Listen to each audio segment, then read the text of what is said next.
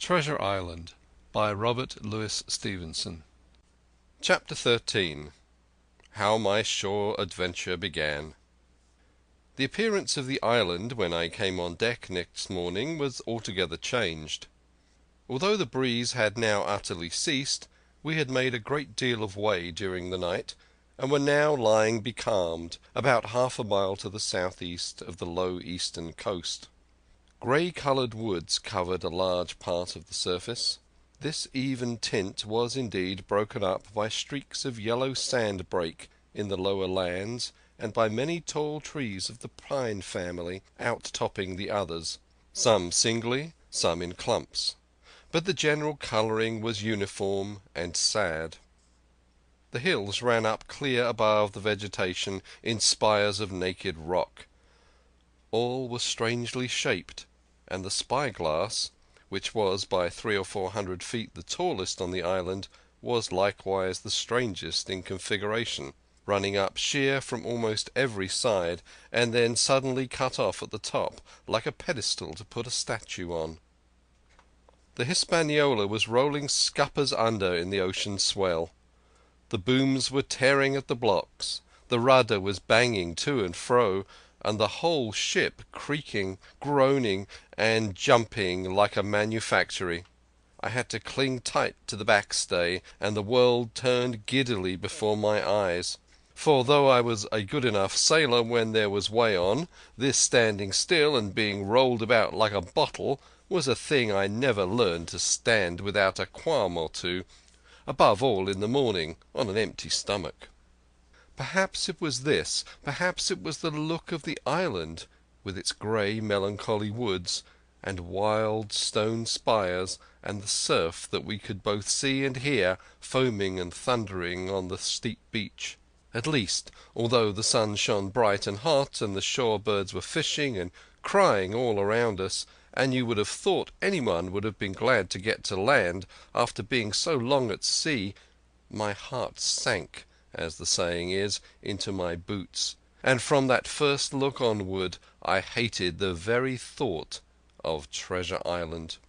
We had a dreary morning's work before us, and there was no sign of any wind, and the boats had to be got out and manned, and the ship warped 3 or 4 miles round the corner of the island and up the narrow passage to the haven behind Skeleton Island.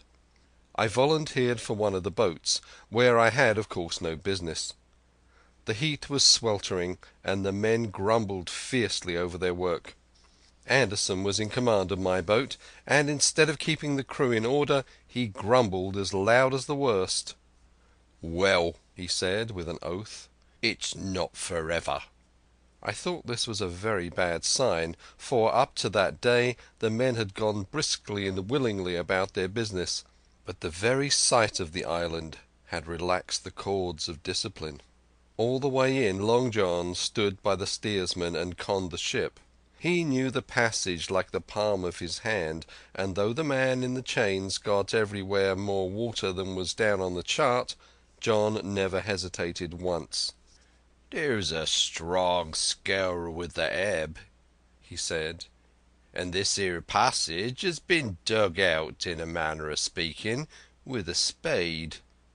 We brought up just where the anchor was on the chart, about 1/3 of a mile from each shore, the mainland on one side and Skeleton Island on the other. The bottom was clean sand. The plunge of our anchor sent up clouds of birds wheeling and crying over the woods, but in less than a minute they were down again, and all was once more silent. The place was entirely landlocked, buried in woods, the trees coming right down to high water mark, the shores mostly flat, and the hilltops standing round at a distance, in a sort of amphitheatre, one here, one there. 2 little rivers, or rather 2 swamps, emptied out into this pond, as you might call it, and the foliage around that part of the shore had a kind of poisonous brightness. From the ship we could see nothing of the house or stockade, for they were quite buried among trees, and if it had not been for the chart on the companion, we might have been the first that ever anchored there since the islands arose out of the seas. There was not a breath of air moving, nor a sound but that of the surf booming half a mile away along the beaches and against the rocks outside. A peculiar stagnant smell hung over the anchorage, a smell of sodden leaves and rotting tree trunks. I observed the doctor sniffing and sniffing, like someone tasting a bad egg. "I don't know about treasure," he said, "but I'll stake my wig there's fever here." If the conduct of the men had been alarming in the boat, it became truly threatening when they had come aboard. They lay about the deck, growling together in talk. The slightest order was received with a black look, and grudgingly and carelessly obeyed. Even the honest hands must have caught the infection, for there was not one man aboard to mend another. Mutiny, it was plain, hung over us like a thundercloud. And it was not only we of the cabin party who perceived the danger. Long John was hard at work, going from group to group, spending himself in good advice, and as for example, no man could have shown a better. He fairly outstripped himself in willingness and civility. He was all smiles to everyone. If an order were given, John would be on his crutch in an instant, with the cheeriest "Aye, aye, sir" in the world. And when there was nothing else to do, he kept up one song after another, as if to conceal the discontent of the rest. Of all the gloomy features of that gloomy afternoon, this obvious anxiety on the part of Long John appeared the worst. We held a council in the cabin. "Sir," said the captain, "if I risk another order, the whole ship will come about our ears by the run. You see, sir, here it is. I get a rough answer, do I not? Well, if I speak back, pikes will be going in 2 shakes. If I don't, Silver will see there's something under that, and the game's up. Now we've only one man to rely on." "And who's that?" asked the squire. "Silver, sir," returned the captain. "He's as anxious as you and I to smother things up. This is a tiff. He'd soon talk 'em out of it if he had the chance, and what I propose to do is to give him the chance. Let's allow the men an afternoon ashore. If they all go, why, we'll fight the ship. If they none of them go, well then, we hold the cabin, and God defend the right. If some go, you mark my words, sir, Silver'll bring 'em aboard again as mild as lambs." It was so decided. Loaded pistols were served out to all the shore men. Hunter, Joyce, and Redruth were taken into our confidence, and received the news with no less surprise and a better spirit than we had looked for, and then the captain went on deck and addressed the crew. "My lads," said he, "we've had a hot day, and are all tired and out of sorts. A turn ashore'll hurt nobody. The boats are still in the water. You can take the gigs, and as many as please can go ashore for the afternoon. I'll fire a gun half an hour before sundown."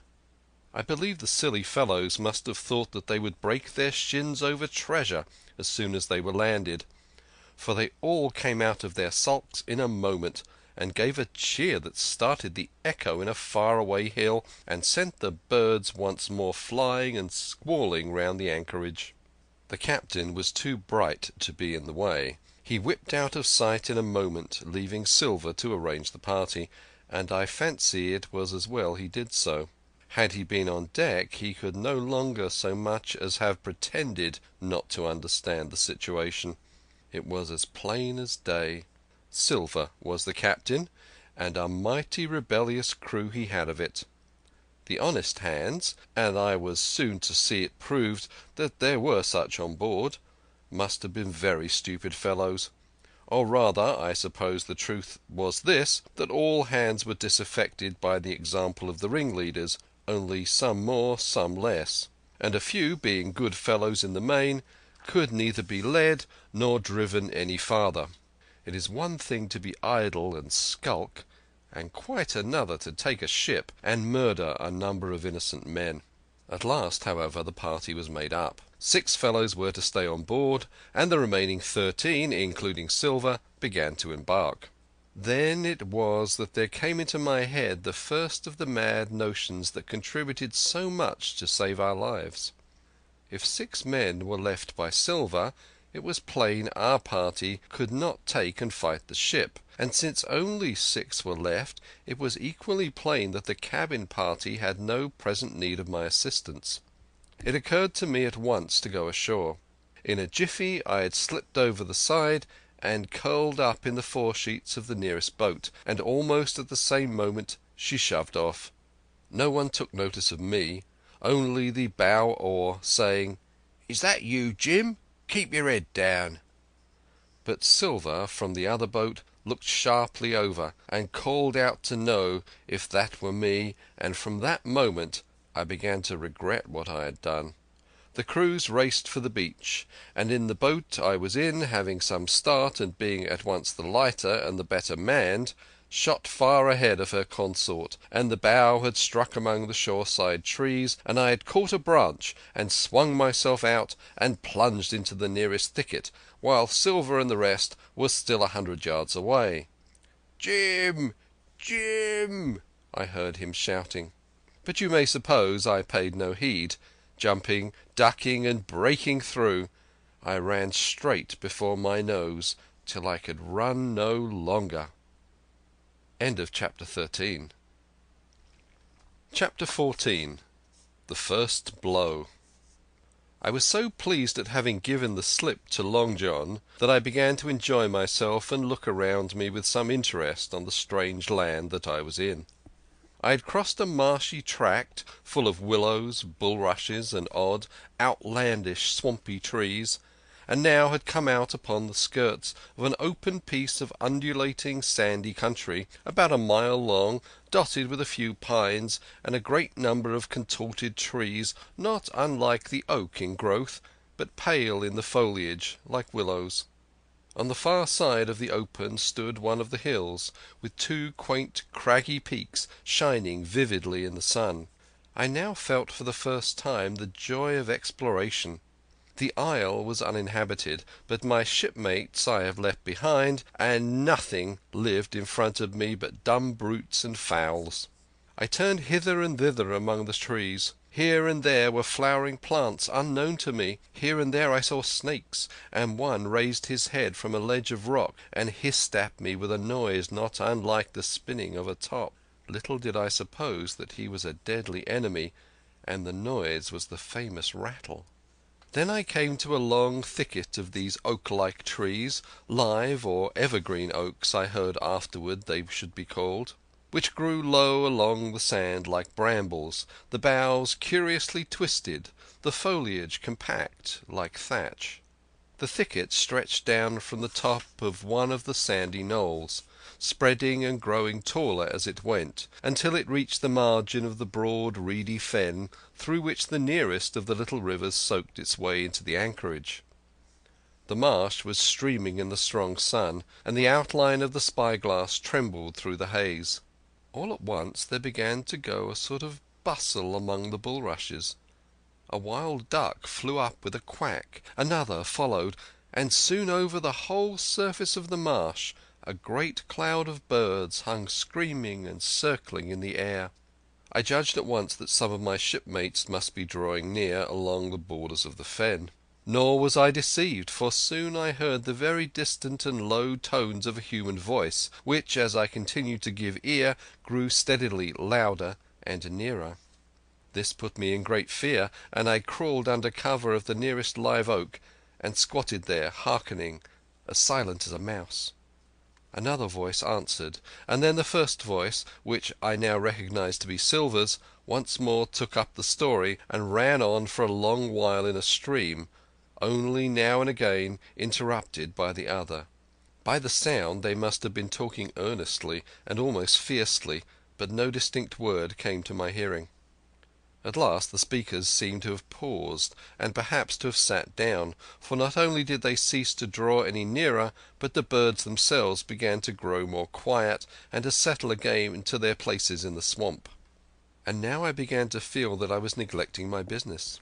That since I had been so foolhardy as to come ashore with these desperadoes, the least I could do was to overhear them at their councils, and that my plain and obvious duty was to draw as close as I could manage under the favourable ambush of the crouching trees. I could tell the direction of the speakers pretty exactly, not only by the sound of their voices, but by the behaviour of the few birds that still hung in alarm above the heads of the intruders. Crawling on all fours, I made steadily but slowly towards them, till at last, raising my head to an aperture among the leaves, I could see clear down into a little green dell beside the marsh, and closely set about with trees, where Long John Silver and another of the crew stood face to face in conversation. The sun beat full upon them. Silver had thrown his hat beside him on the ground, and his great smooth blonde face, all shining with heat, was lifted to the other man's in a kind of appeal. "Mate," he was saying, "that's because I thinks gold dust of you, gold dust, and you may lay to that, and if I hadn't took to you like pitch, do you think I'd have been here a warning of you? All's up. You can't make nor mend. It's to save your neck that I'm a-speaking, and if one of the wild uns knew it, where'd I be, Tom? Now tell me, where'd I be?" "Silver," said the other man, and I observed he was not only red in the face, but spoke as hoarse as a crow, and his voice shook too, like a taut rope. "Silver," says he, "you're old, and you're honest, or has the name of it, and you've money too, which lots of poor sailors hasn't, and you're brave or I'm mistook. And will you tell me you'll let yourself be led away with that kind of a mess of swabs? Not you. As sure as God sees me, I'd sooner lose my hand. If I turn again my duty—" And then, all of a sudden, he was interrupted by a noise. I had found one of the honest hands. Well, here at that same moment came news of another. Far away out in the marsh there arose all of a sudden a sound like the cry of anger, then another on the back of it, and then one horrid, long-drawn scream. The rocks of the spyglass re-echoed it a score of times. The whole troop of marsh birds rose again, darkening heaven with a simultaneous whir, and long after that death yell was still ringing in my brain, silence had re-established its empire, and only the rustle of the redescending birds and the boom of the distant surges disturbed the languor of the afternoon. Tom had leapt at the sound, like a horse at the spur, but Silver had not winked an eye. He stood where he was, resting lightly on his crutch, watching his companion like a snake about to spring. "John," said the sailor, stretching out his hand. "Hands off!" cried Silver, leaping back a yard, as it seemed to me, with the speed and security of a trained gymnast. "Hands off if you like, John Silver," said the other. "It's a black conscience that can make you feared of me, but in Heaven's name, tell me what was that?" "That?" returned Silver, smiling away, but warier than ever, his eye a mere pin-point in his big face, but gleaming like a crumb of glass. "That? Oh, I reckon that'd be Allen." And at this poor Tom flashed out like a hero. "Allen?" he cried. "Then rest his soul for a true seaman. And as for you, John Silver, long you've been a mate of mine, but you're a mate of mine no longer. If I die like a dog, I'll die in my duty. You've killed Allen, have you? Kill me too if you can, but I defies you." And with that this brave fellow turned his back directly on the cook and set off walking for the beach. But he was not destined to go far. With a cry, John seized the branch of a tree, whipped the crutch out of his armpit, and sent that uncouth missile hurling through the air.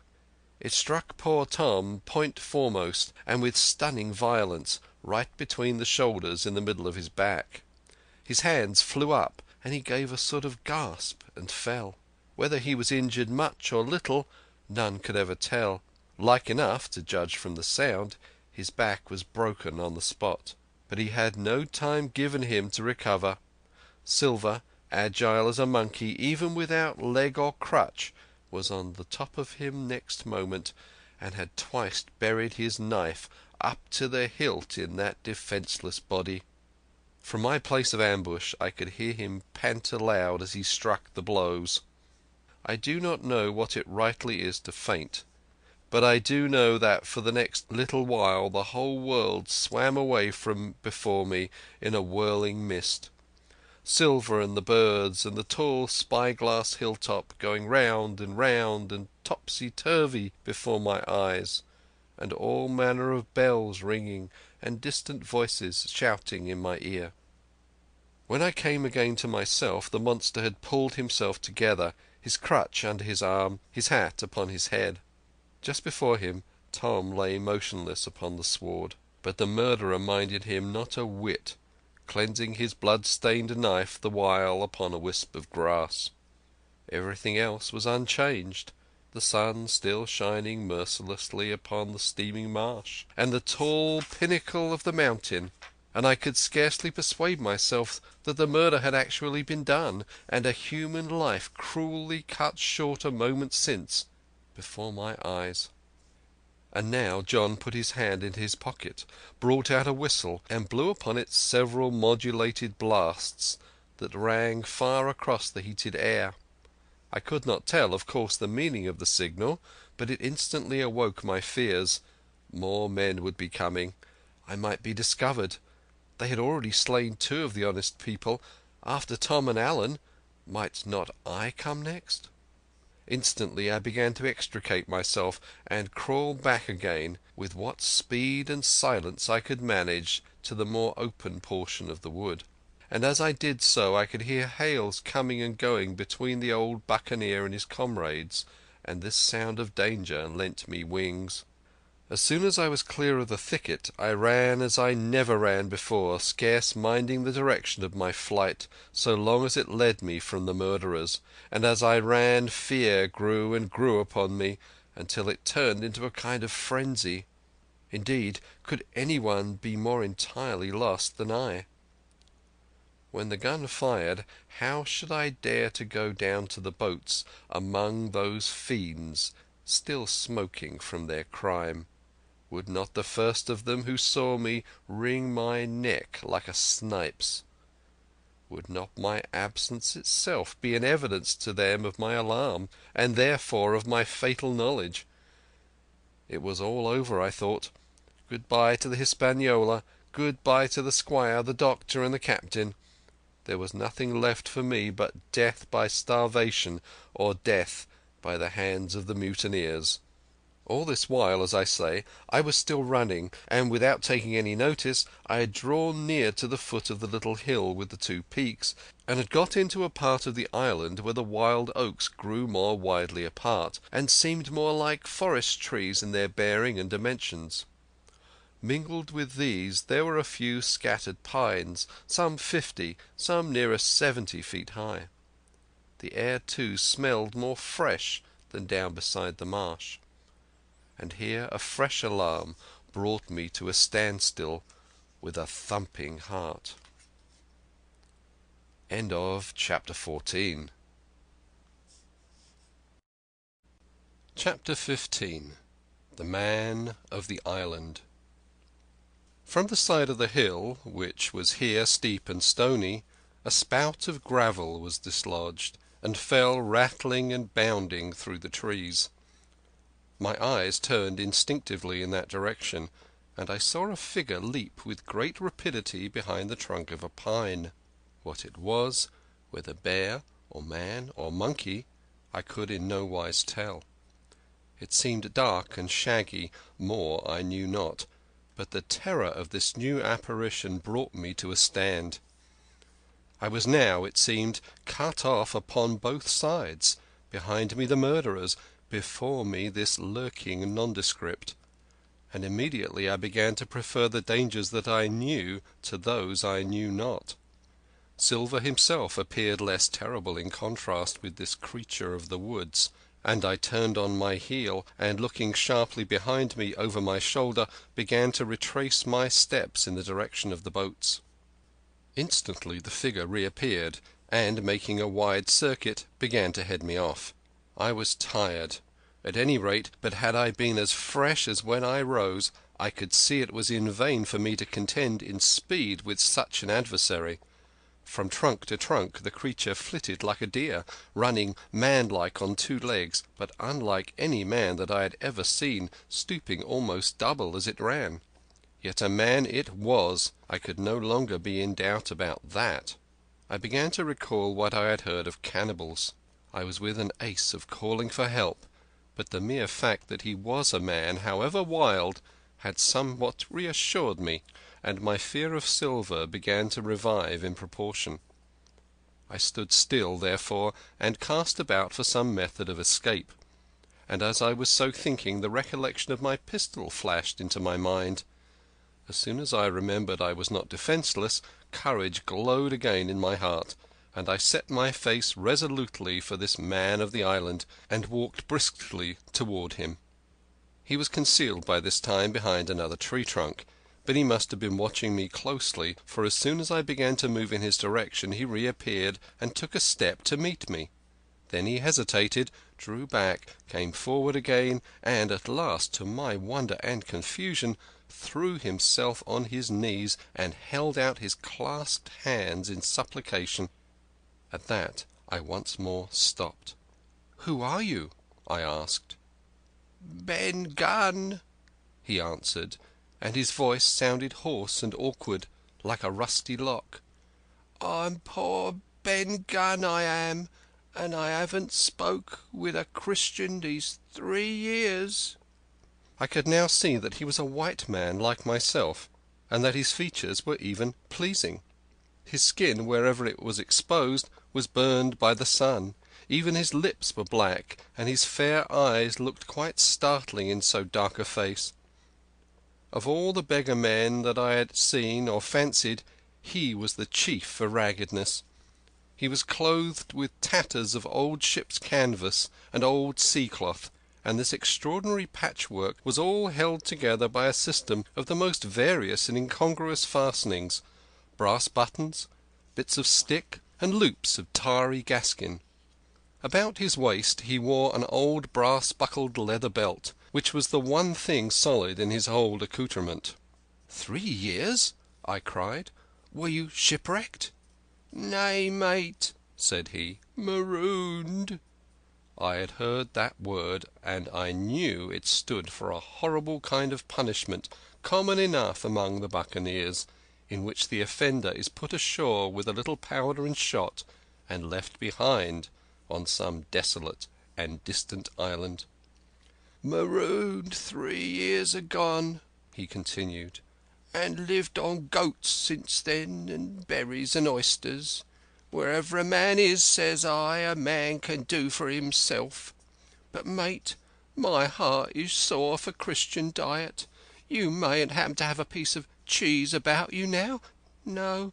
Well, many's the long night I have dreamed of cheese, toasted mostly, and woke up again, and here I were."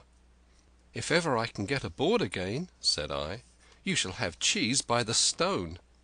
At this time he had been feeling the stuff of my jacket, smoothing my hands, looking at my boots, and generally in the intervals of his speech showing a childish pleasure in the presence of a fellow creature. But at my last words he perked up into a kind of startled slyness. "If ever you get aboard again, says you?" he repeated. "Why now, who's to hinder you?" "Not you, I know," was my reply. "Oh, and right you was," he cried. "Now what do you call yourself, mate?" "Jim," I told him. "Jim, Jim," says he, quite pleased apparently. "Well now, Jim, I've lived that rough as you'd be ashamed to hear of. Now, for instance, You wouldn't think I had had a pious mother to look at me?" he asked. "Why, no, not in particular," I answered. "Ah, well," said he, "but I had remarkably pious, and I was a civil pious boy, and could rattle off my catechism that fast you couldn't tell one word from another. And here's what it come to, Jim, and it begun with chuck farthen on the blessed gravestones. That's what it begun with. And it went farther than that, and so my mother told me and predicted the whole, she did, the pious woman. But it were Providence that put me here. I've thought it all out in this here lonely island, and I'm back on piety. You can't catch me tasting rum so much, but just a thimbleful for luck, of course, the first chance I have. I'm bound I'll be good, and I see the way to. And Jim," looking all round him and lowering his voice to a whisper, "I'm rich."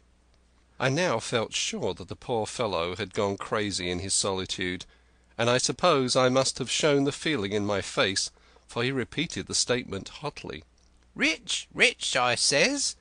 And I'll tell you what, I'll make a man of you, Jim. Ah, Jim, you'll bless your stars, you will. You was the first that found me." And at this there came suddenly a lowering shadow over his face, and he tightened his grasp upon my hand and raised a forefinger threateningly before my eyes. "Now, Jim, you tell me true. That ain't Flint's ship?" he asked. At this I had a happy inspiration. I began to believe that I had found an ally, and I answered him at once. "It's not Flint's ship, and Flint is dead. But I'll tell you true, as you ask me. There are some of Flint's hands aboard, worse luck for the rest of us." "Not a man with one leg?" he gasped. "Silver?" I asked. "Ah, Silver," says he. "That were his name." "He's the cook, and the ringleader too." He was still holding me by the wrist, and at that he gave it quite a wring. "If you was sent by Long John," he said, "I'm as good as pork, and I know it. But where was you, do you suppose?" I had made up my mind in a moment, and by way of answer told him the whole story of our voyage and the predicament in which we found ourselves. He heard me with the keenest interest, and when I had done he patted me on the head. "You're a good lad, Jim," he said, "and you're all in a clove hitch, ain't you? Well, you just put your trust in Ben Gunn. Ben Gunn's the man to do it. Would you think it likely now that your squire would prove a liberal-minded one in case of help, him being in a clove hitch, as you remark?" I told him the squire was the most liberal of men. "Ah, but you see," returned Ben Gunn, "I didn't mean giving me a gate to keep and a suit of livery clothes and such. That's not my mark, Jim. What I mean is, would he be likely to come down to the tune of, say, £1,000 out of money that's as good as a man's own already?" "I'm sure he would," said I. "As it is, all hands were to share." "And a passage home?" he added, with a look of great shrewdness. "Why," I cried, "the squire's a gentleman, and besides, if we got rid of the others, we should want you to help work the vessel home." "Oh," said he, "so you would." And he seemed very much relieved. "Now, I'll tell you what," he went on. "So much I'll tell you and no more. I were in Flint's ship when he buried the treasure, he and 6 along, 6 strong seamen. They was ashore nigh on a week, and us standing off and on in the old walrus. One fine day up went the signal, and here come Flint by himself in a little boat, and his head done up in a blue scarf. The sun was getting up, and mortal white he looked about the cutwater. But there he was, you mind, and the 6 all dead, dead and buried. How had he done it? Not a man aboard us could make out. It was battle, murder, and sudden death, leastways, him against 6. Billy Bones was the mate, Long Johnny was quartermaster, and they asked him where the treasure was. 'Ah,' he says, 'you can go ashore if you like and stay,' he says, 'but as for the ship, she'll be up for more, by thunder.' That's what he said. Well, I was in another ship 3 years back, and we sighted this island. 'Boys,' said I, 'here's Flint's treasure. Let's land and find it.' The captain was displeased at that, but my messmates were all of a mind and landed. 12 days they looked for it, and every day they had the worst word for me, until one fine morning all hands went aboard. 'As for you, Benjamin Gunn,' says they, 'here's a musket,' they says, 'and a spade and a pickaxe. You can stay here and find Flint's money for yourself,' they says. Well, Jim, 3 years have I been here, and not a bite of Christian diet from that day to this. But now you look here, look at me. Do I look like a man before the mast? No, says you, nor I weren't neither, I says." And with that he winked and pinched me hard. "Just you mention them words to your squire, Jim," he went on. "Nor he weren't neither. That's the words. 3 years he were the man of this island, light and dark, fair and rain, and sometimes he would, maybe, think upon a prayer, says you, and sometimes he would, maybe, think of his old mother. So be as she's alive, you'll say. But the most part of Gunn's time, this is what you'll say, the most part of his time was took up with another matter. And then you'll give him a nip, like I do." And he pinched me again in the most confidential manner. "Then," he continued, "then you'll up and you'll say this. Gunn is a good man, you'll say, and he puts a precious sight more confidence, a precious sight, mind that, in a gentleman born than in these gentlemen of fortune, having been one hisself." "Well," I said, "I don't understand one word that you've been saying, but that's neither here nor there, for how am I to get on board?" "Ah," said he, "that's the hitch for sure. Well, there's my boat that I made with my 2 hands. I keep her under the White Rock. If the worst come to the worst, we might try that after dark. Hi!" he broke out. "What's that?"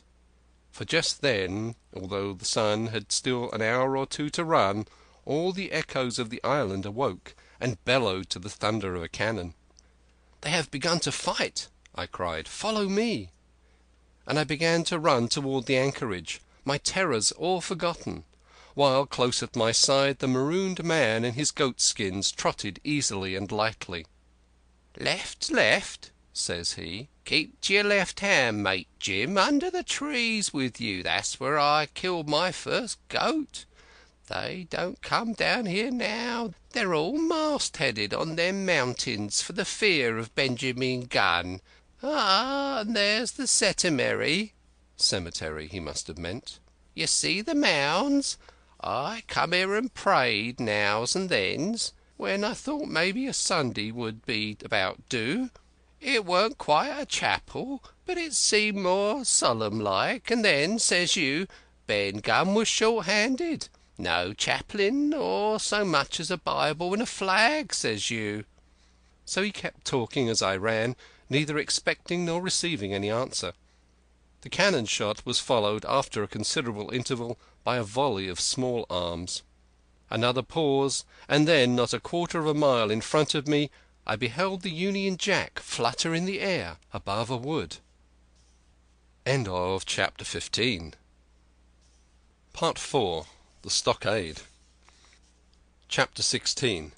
Narrative continued by the Doctor. How the ship was abandoned. It was about 1:30, 3 bells in the sea phrase, that the 2 boats went ashore from the Hispaniola. The captain, the squire, and I were talking matters over in the cabin. Had there been a breath of wind, we should have fallen on the 6 mutineers who were left aboard with us, slipped our cable, and away to sea. But the wind was wanting, and to complete our helplessness, down came Hunter with the news that Jim Hawkins had slipped into a boat and was gone ashore with the rest. It had never occurred to us to doubt Jim Hawkins, but we were alarmed for his safety. With the men in the temper they were in, it seemed an even chance if we should see the lad again. We ran on deck. The pitch was bubbling in the seams. The nasty stench of the place turned me sick. If ever a man smelled fever and dysentery, it was in that abominable anchorage. The 6 scoundrels were sitting grumbling under a sail in the forecastle. Ashore we could see the gigs had made fast, and a man sitting in each, hard by where the river runs in. One of them was whistling Lilly Bolero. Waiting was a strain, and it was decided that Hunter and I should go ashore with the jolly boat in quest of information. The gigs had leaned to their right, but Hunter and I pulled straight in the direction of the stockade upon the chart. The 2 who were left guarding their boats seemed in a bustle at our appearance. Lilly Bolero stopped off, and I could see the pair discussing what they ought to do. Had they gone and told Silver, all might have turned out differently. But they had their orders, I suppose, and decided to sit quietly where they were and hark back again to Lilly Bolero. There was a slight bend in the coast, and I steered so as to put it between us. Even before we had landed we had thus lost sight of the gigs. I jumped out and came as near running as I durst, with a big silk handkerchief under my hat for coolness' sake, and a brace of pistols ready primed for safety. I had not gone 100 yards when I came on the stockade. This was how it was. A spring of clear water arose at the top of a knoll. Well on the knoll, and enclosing the spring, they had clapped a stout log house, fit to hold 20 people in a pinch, and loopholed for musketry on every side. All around this they had cleared a wide space, and then the thing was completed by a paling 6 feet high, without door or opening, too strong to pull down without time and labour, and too open to shelter the besiegers. The people in the log house had them in every way. They stood quiet in the shelter and shot the others like partridges. All they wanted was a good watch and food, for, short of a complete surprise, they might have held the place against a regiment. What particularly took my fancy was the spring, for though we had a good place of it, the cabin of the Hispaniola with plenty of arms and ammunition, and things to eat and excellent wines, there was one thing overlooked. We had no water. I was thinking this over when there came ringing over the island the cry of a man at the point of death. I was not new to violent death. I have served His Royal Highness the Duke of Cumberland, and got a wound myself at Fontenoy, but I know my pulse went jot and carry one. Jim Hawkins is gone, was my first thought. It is something to have been an old soldier, but more still to have been a doctor. There is no time to dilly-dally in our work, and so now I made up my mind instantly, and with no time lost returned to the shore and jumped on board the jolly boat. By good fortune Hunter pulled a good oar. We made the water fly, and the boat was soon alongside and I aboard the schooner. I found them all shaken, as was natural. The squire was sitting down as white as a sheet, thinking of the harm he had led us to, the good soul, and one of the 6 forecastle hands was little better. "There's a man," said Captain Smollett, nodding towards him, "new to this work. He came nigh-hand fainting, Doctor, when he heard the cry. Another touch of the rudder, and that man would join us." I told my plan to the captain, and between us we settled on the details of its accomplishment. We put old Redruth in the gallery between the cabin and the forecastle, with 3 or 4 loaded muskets and a mattress for protection. Hunter brought the boat round under the stern port, and Joyce and I set to work loading her with powder, tins, muskets, bags of biscuit, kegs of pork, a cask of cognac, and my invaluable medicine chest. In the meantime the squire and the captain stayed on the deck, and the latter hailed the coxswain, who was the principal man aboard. "Mr. Hans," he said, "there are two of us with a brace of pistols each. If any one of you six make a signal of any description, that man's dead." They were a good deal taken back, and after a little consultation, one and all tumbled down the fore companion, thinking, no doubt, to take us on the rear. But when they saw Redruth waiting for them in the sparred gallery, they went about ship at once, and a head popped out again on deck. "Down, dog!" cried the captain. And the head popped back again, and we heard no more for the time of these 6 very faint-hearted seamen. By this time, tumbling things in as they came, we had the jolly boat loaded as much as we dared. Joyce and I got out through the stern port, and we made for shore again as fast as oars could take us. This second trip fairly aroused the watchers along shore. Lily Bolero was dropped again, and just before we lost sight of them behind a little point, one of them whipped ashore and disappeared. I had half a mind to change my plan and destroy their boats, but I feared that Silver and the others might be close at hand, and all might very well be lost by trying for too much. We had soon touched land in the same place as before, and set to work to provision the blockhouse. All 3 made the first journey, heavily laden, and tossed our stores over the palisade. Then, leaving Joyce to guard them, 1 man to be sure, but with half a dozen muskets, Hunter and I returned to the jolly boat and loaded ourselves once more. So we proceeded, without pausing to take breath, till the whole cargo was bestowed, when the 2 servants took up their position in the blockhouse, and I, with all my powder, sculled back to the Hispaniola. That we should have risked a second boat-load seems more daring than it really was. They had the advantage of numbers, of course, but we had the advantage of arms. Not one of the men ashore had a musket, and before they could get within range for pistol shooting, we flattered ourselves we should be able to give a good account of a half dozen at least. The squire was waiting for me at the stern window, all his faintness gone from him. He caught the painter and made it fast, and we fell to loading the boat for our very lives. Pork, powder, and biscuit was the cargo, with only a musket and a cutlass apiece for Squire and me, and Redruth and the captain. The rest of the arms and powder we dropped overboard in 2 fathoms and a half of water, so that we could see the bright steel shining far below us in the sun on the clean sandy bottom. By this time the tide was beginning to ebb, and the ship was swinging round to her anchor. Voices were heard faintly hallooing in the direction of the 2 gigs, and though this reassured us, for Joyce and Hunter, who were well to the eastward, it warned our party to be off. Redruth retreated from his place in the gallery and dropped into the boat, which we then brought round to the ship's counter to be handier for Captain Smollett.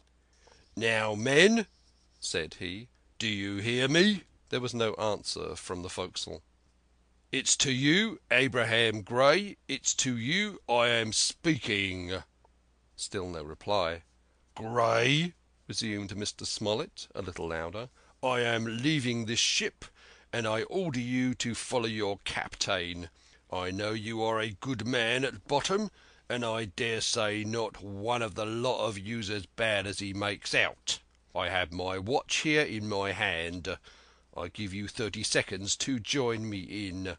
Come, my fine fellow," continued the captain, "don't hang so long in stays. I'm risking my life and the lives of these good gentlemen every second." There was a sudden scuffle, a sound of blows, and out burst Abraham Gray with a knife cut on the side of the cheek, and came running to the captain like a dog to the whistle. "I'm with you, sir," he said. And the next moment he and the captain had dropped aboard of us, and we had shoved off and given way. We were clear out of the ship, but not yet ashore in our stockade. End of chapter 16. Chapter 17.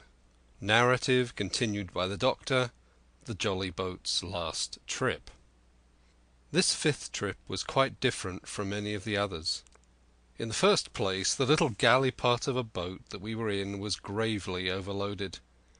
5 grown men, and 3 of them, Trelawney, Redruth, and the captain, over 6 feet high, was already more than she was meant to carry.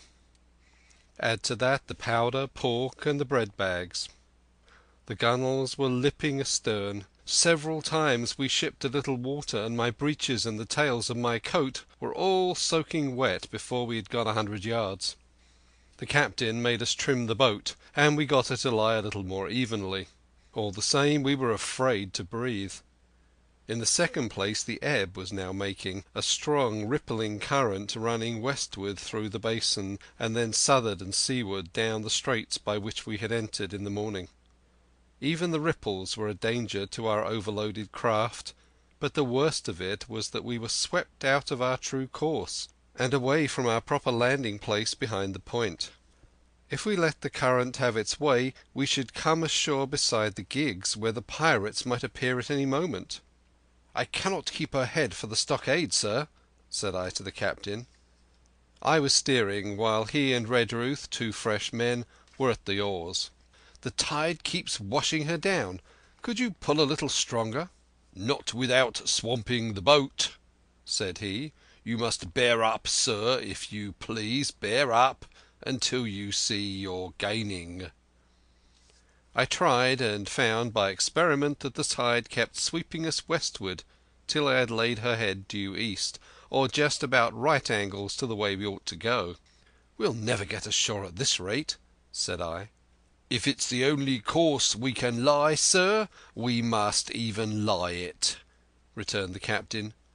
"We must keep upstream. You see, sir," he went on, "if once we drop to leeward of the landing place, it's hard to say where we should get ashore, besides the chance of being boarded by the gigs. Whereas the way we go, the current must slacken, and then we can dodge back along the shore." "The current's less already, sir," said the man Gray, who was sitting in the foresheets. "You can ease her off a bit." "Thank you, my man," said I, as if nothing had happened, for we had all quietly made up our minds to treat him like one of ourselves. Suddenly the captain spoke up again, and I thought his voice was a little changed. "The gun," said he. "I have thought of that," said I, for I made sure he was thinking of a bombardment of the fort. "They could never get the gun ashore, and if they did, they could never haul it through the woods."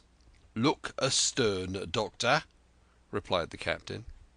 We had entirely forgotten the long 9, and there, to our horror, were the 5 rogues busy about her, getting off her jacket, as they called the stout tarpaulin cover under which she sailed.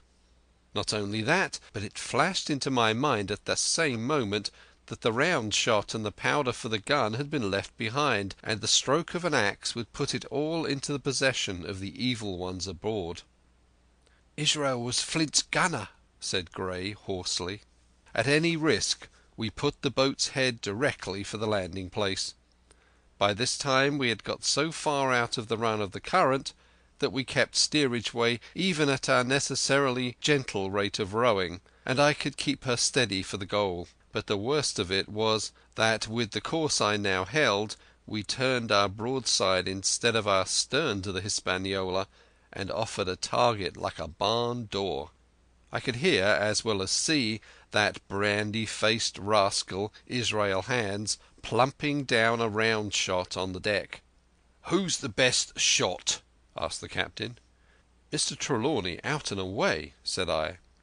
"Mr. Trelawney, will you please pick me off one of those men, sir? Hands, if possible," said the captain. Trelawney was as cold as steel. He looked to the priming of his gun.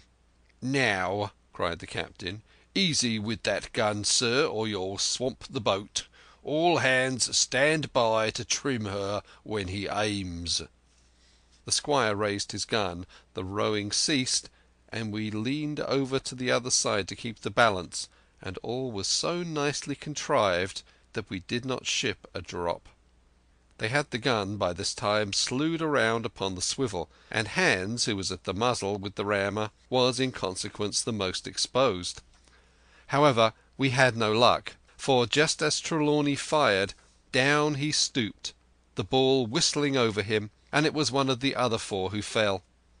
The cry he gave was echoed not only by his companions on board, but by a great number of voices from the shore, and looking out in that direction I saw the other pirates trooping out from among the trees and tumbling into their places in the boats.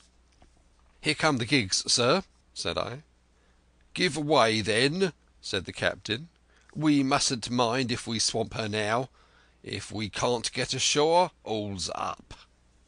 "Only one of the gigs is being manned, sir," I added. "The crew of the other is most likely going around by shore to cut us off." "They'll have a hot run, sir," returned the captain. "Jack ashore, you know. If it's not them I mind, it's the round shot. Carpet bowls! My lady's maid couldn't miss. Tell us, squire, when you see the match, and we'll hold water." In the meantime we had been making headway at a good pace for a boat so overloaded, and we had shipped but little water in the process. We were now close in. 30 or 40 strokes and we should beach her, for the ebb had already disclosed a narrow belt of sand below the clustering trees. The gig was no longer to be feared. The little point had already concealed it from our eyes. The ebb tide, which had so cruelly delayed us, was now making reparation and delaying our assailants. The one source of danger was the gun. "If I durst," said the captain, "I'd stop and pick off another man." It was plain that they meant nothing should delay their shot. They had never so much as looked at their fallen comrade, though he was not dead, and I could see him trying to crawl away. "Ready!" cried the squire. "Hold!" cried the captain, quick as an echo. And he and Redruth backed with a great heave that sent her astern bodily under water. The report fell into the same instant of time. This was the first that Jim heard, the sound of the squire's shot not having reached him. When the ball passed, not one of us precisely knew, but I fancy it must have been over our heads, and that the wind of it may have contributed to our disaster. At any rate, the boat sunk by the stern quite gently in 3 feet of water, leaving the captain and myself facing each other on our feet. The other 3 took complete headers and came up again drenched and bubbling. So far there was no great harm. No lives were lost, and we could wade ashore in safety. But there were all our stores at the bottom, and to make things worse, only 2 guns out of 5 remained in a state for service. Mine I had snatched from my knees and held over my head by a sort of instinct. As for the captain, he had carried his over his shoulder by a bandolier, and, like a wise man, lock uppermost. The other 3 had gone down with the boat. To add to our concern, we heard voices already drawing near to us in the wood along the shore, and we had only the danger of being cut off from the stockade in our half-crippled state, but the fear before us whether, if Hunter and Joyce were attacked by half a dozen, they would have the sense and conduct to stand firm. Hunter was steady, that we knew. Joyce was a doubtful case. A pleasant, polite man for a valet, and to brush one's clothes, but not entirely fitted for a man-of-war. With all this in our minds, we waded ashore as fast as we could, leaving behind us the poor jolly boat and a good half of all our powder and provisions. End of chapter 17. Chapter 18. Narrative continued by the Doctor. End of the first day's fighting. We made our best speed across the strip of wood that now divided us from the stockade, and at every step we took the voices of the buccaneers rang nearer. Soon we could hear their footfalls as they ran, and the cracking of the branches as they breasted across a bit of thicket. I began to see we should have a brush for it in earnest, and looked to my priming. "Captain," said I, "Trelawney is the dead shot. Give him your gun. His own is useless." They exchanged guns, and Trelawney, silent and cool as he had been since the beginning of the bustle, hung a moment on his heel to see that all was fit for service. At the same time, observing Gray to be unarmed, I handed him my cutlass. It did all our hearts good to see him spit in his hand, knit his brows, and make the blade sing through the air. It was plain from every line of his body that our new hand was worth his salt. 40 paces farther we came to the edge of the wood and saw the stockade in front of us. We struck the enclosure about the middle of the south side, and almost at the same time 7 mutineers, Job Anderson the boatswain at their head, appeared in full cry at the southwestern corner. They paused as if taken aback, and before they recovered, not only the squire and I, but Hunter and Joyce from the blockhouse had time to fire.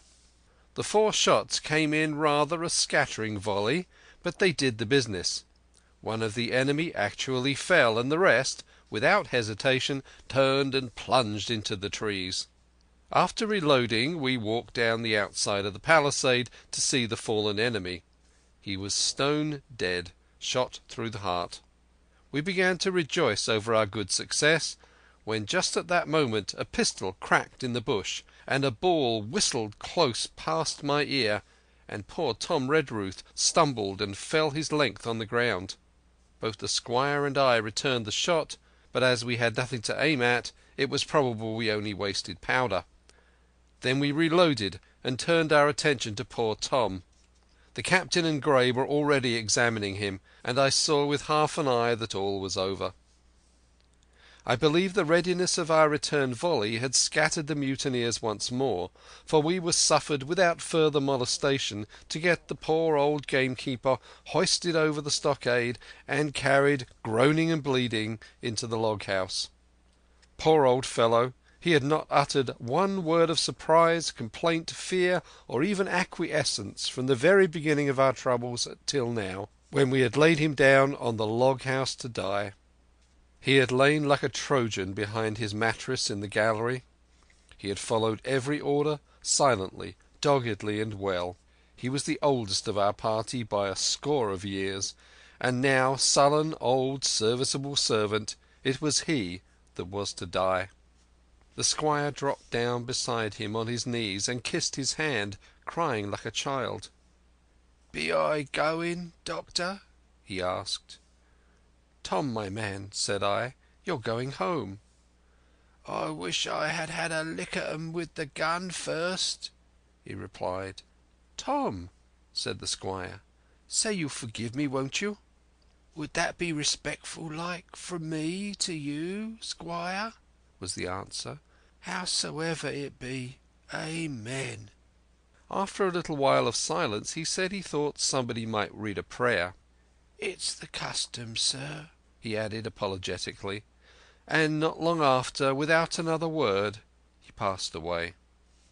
In the meantime the captain, whom I had observed to be wonderfully swollen about the chest and pockets, had turned out a great many various stores: the British colours, a Bible, a coil of stoutish rope, pen, ink, the log-book, and pounds of tobacco. He had found a longish fir tree lying felled and cleared in the enclosure, and with the help of Hunter he had set it up at the corner of the log-house, where the trunks crossed and made an angle. Then, climbing up on the roof, he had with his own hand bent and run up the colours. This seemed mightily to relieve him. He re-entered the log-house and set about counting up the stores as if nothing else existed. But he had an eye on Tom's passage for all that, and as soon as all was over came forward with another flag and reverently spread it on the body. "Don't you take on, sir," he said, shaking the squire's hand. "All's well with him. No fear for a hand that's been shot down in his duty to captain and owner. It mayn't be good divinity, but it's a fact." Then he pulled me aside. "Dr. Livesey," he said, "in how many weeks do you and Squire expect the consort?" I told him it was a question not of weeks but of months.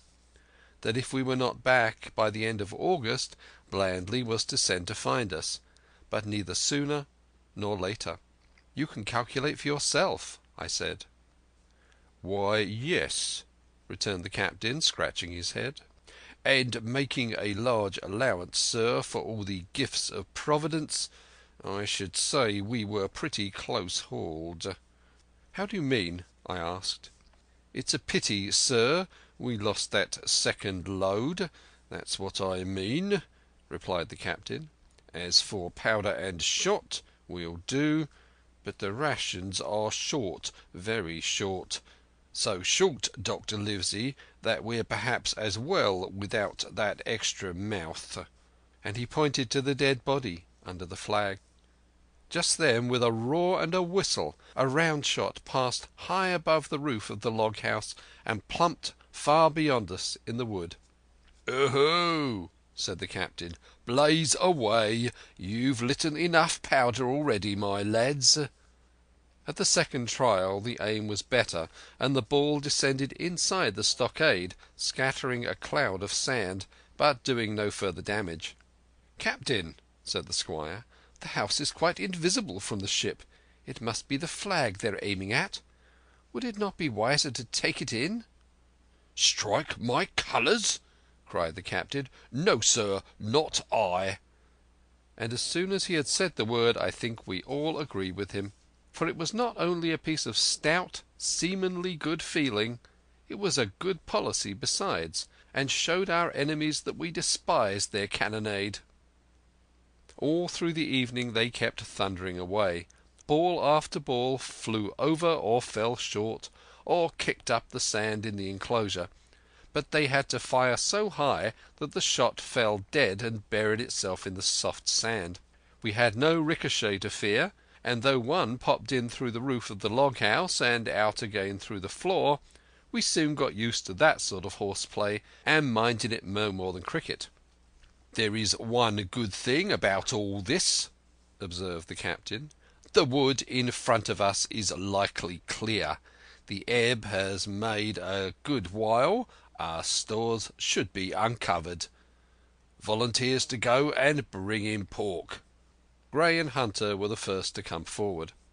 Well armed, they stole out of the stockade, but it proved a useless mission. The mutineers were bolder than we fancied, or they put more trust in Israel's gunnery, for 4 or 5 of them were busy carrying off our stores and wading out with them to one of the gigs that lay close by, pulling an oar or so to hold her steady against the current. Silver was in the stern sheets in command, and every man of them was now provided with a musket from some secret magazine of their own. The captain sat down to his log, and here is the beginning of the entry. Alexander Smollett, master. David Livesey, ship's doctor. Abraham Gray, carpenter's mate. John Trelawney, owner. John Hunter and Richard Joyce, owner's servants, landsmen, being all that is left faithful of the ship's company, with stores for 10 days at short rations, came ashore this day and flew British colours on the log house in Treasure Island. Thomas Redruth, owner's servant, landsman, shot by the mutineers. James Hawkins, cabin boy. And at the same time I was wondering over poor Jim Hawkins' fate. A hail on the land side. "Somebody hailing us," said Hunter, who was on guard. "Doctor, Squire, Captain, hello, Hunter, is that you?" came the cries. And I ran to the door in time to see Jim Hawkins, safe and sound, come climbing over the stockade. End of chapter 18. Chapter 19. Narrative resumed by Jim Hawkins. The garrison in the stockade. As soon as Ben Gunn saw the colours, he came to a halt, stopped me by the arm and sat down. "Now," says he, "there's your friends, sure enough." "Far more likely it's the mutineers," I answered. "That!" he cried. "Why, in a place like this, where nobody puts in but gentlemen of fortune, Silver would fly the Jolly Roger, you don't make no doubt of that. No, that's your friends. There's been blows too, and I reckon your friends has had the best of it. And here they are ashore in the old stockade as was made years and years ago by Flint. Ah, he was the man to have a headpiece, was Flint. Barring rum, his match was never seen. He were afraid of none, not he, only Silver. Silver was that genteel." "Well," said I, "that may be so, and so be it. All the more reason that I should hurry on and join my friends." "Nay, mate," returned Ben, "not you. You're a good boy, or I'm mistook. But you're only a boy, all told. Now, Ben Gunn is fly. Rum wouldn't bring me there where you're going, not rum wouldn't, till I see you're born gentleman and gets it on his word of honour. And you won't forget my words. A precious sight, that's what you'll say, a precious sight more confidence, and then nips him." And he pinched me the third time with the same air of cleverness. "And when Ben Gunn is wanted, you know where to find him, Jim, just where you found him today. And him that comes is to have a white thing in his hand, and he's to come alone. Oh, and you'll say this, Ben Gunn, says you, has reasons of his own." "Well," said I believe I understand. You have something to propose, and you wish to see the squire or the doctor, and you're to be found where I found you. Is that all?" "And when, says you?" he added. "Why, from about noon observation to about 6 bells." "Good," says I. "And now may I go?" "You won't forget?" he inquired anxiously. "Precious sight and reasons of his own, says you. Reasons of his own, that's the mainstay, as between man and man. Well then," still holding me, "I reckon you can go, Jim. And, Jim, if you was to see Silver, you wouldn't go for to sell Ben Gunn. Wild horses wouldn't draw it from you. No, says you. And if them pirates came ashore, Jim, what would you say but there'd be widders in the morning?" Here he was interrupted by a loud report, and a cannon ball came tearing through the trees and pitched in the sand, not 100 yards from where we two were talking. The next moment each of us had taken to our heels in a different direction. For a good hour to come frequent reports shook the island, and balls kept crashing through the woods. I moved from hiding place to hiding place, always pursued, or so it seemed to me, by these terrifying missiles. But toward the end of the bombardment, though still I durst not venture in the direction of the stockade, where the balls fell oftenest, I had begun in a manner to pluck up my heart again, and after a long detour in the east crept down among the shoreside trees. The sun had just set. The sea breeze was rustling and tumbling in the woods, and ruffling the grey surface of the anchorage, and tide too was far out, and great tracts of sand lay uncovered. The air after the heat of the day chilled me through my jacket. The Hispaniola still lay where she had anchored, but sure enough there was the Jolly Roger, the black flag of piracy, flying from her peak. Even as I looked there came another red flash and another report that sent the echoes clattering, and one more round shot whistled through the air. It was the last of the cannonade. I lay for some time watching the bustle which succeeded the attack. Men were demolishing something with axes on the beach near the stockade. The poor jolly boat, I afterwards discovered. Anyway, near the mouth of the river a great fire was glowing among the trees, and between that point and the ship one of the gigs kept coming and going, the men, whom I had seen so gloomy, shouting at the oars like children. But there was a sound in their voices which suggested rum. At length I thought I might return towards the stockade. I was pretty far down on the low sandy spit that encloses the anchorage to the east and is joined at half water to Skeleton Island. and now, as I rose to my feet, I saw, some distance farther down the spit, and rising from among low bushes, an isolated rock, pretty high, and particularly white in colour. It occurred to me that this might be the White Rock of which Ben Gunn had spoken, and that some day or other a boat might be wanted, and I should know where to look for one. Then I skirted among the woods till I had regained the rear or shoreward side of the stockade, and was soon warmly welcomed by the faithful party. I had soon told my story and began to look about me. The log house was made of unsquared trunks of pine, roof, walls and floor. The latter stood in several places as much as a foot or a foot and a half above the surface of the sand.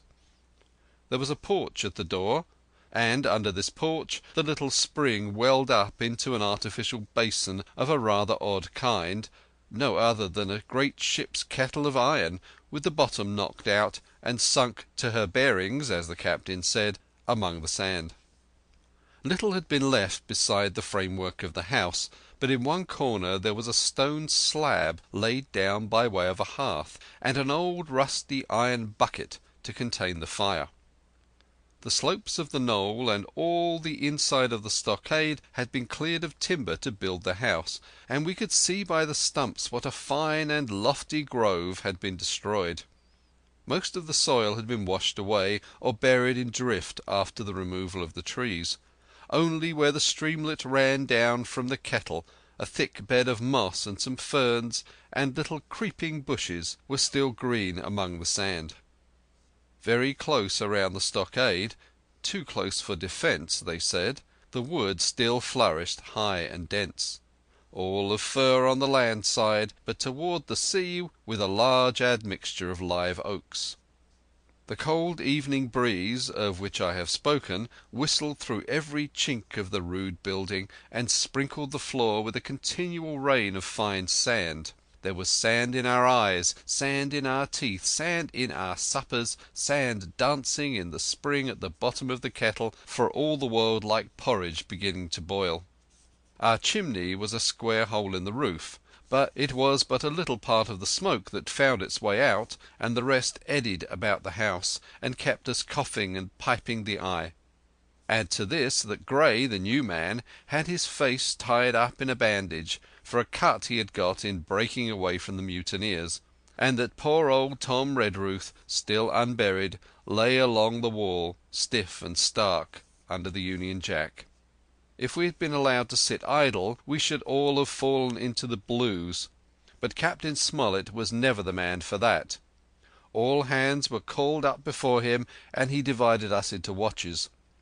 The doctor and Gray and I for one, the squire, Hunter and Joyce upon the other.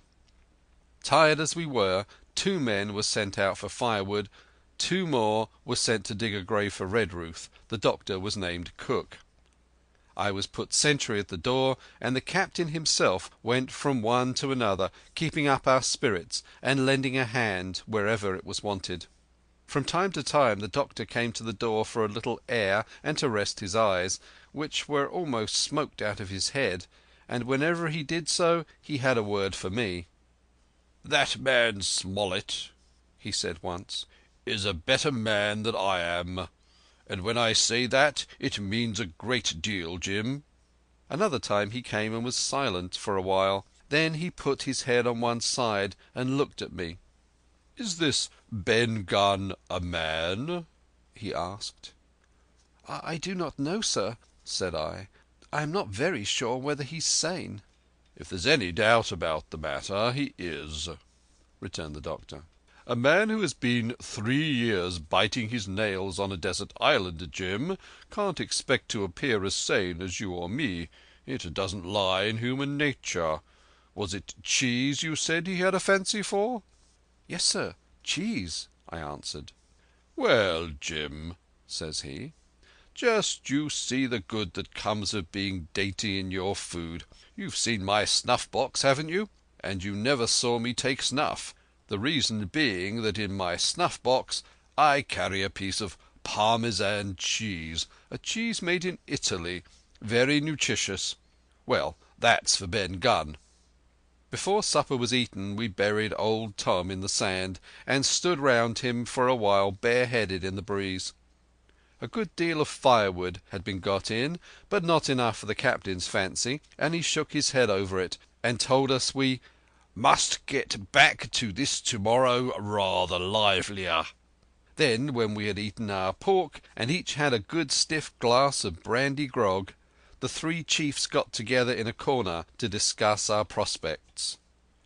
It appears that they were at their wits' end what to do, the stores being so low that we must have been starved into surrender long before help came. But our best hope, it was decided, was to kill off the buccaneers until they either hauled down their flag or ran away with the Hispaniola. From 19 they were already reduced to 15. 2 others were wounded, and one, at least, the man shot beside the gun, severely wounded, if he were not dead. Every time we had a crack at them we were to take it, saving our own lives with the extremest care.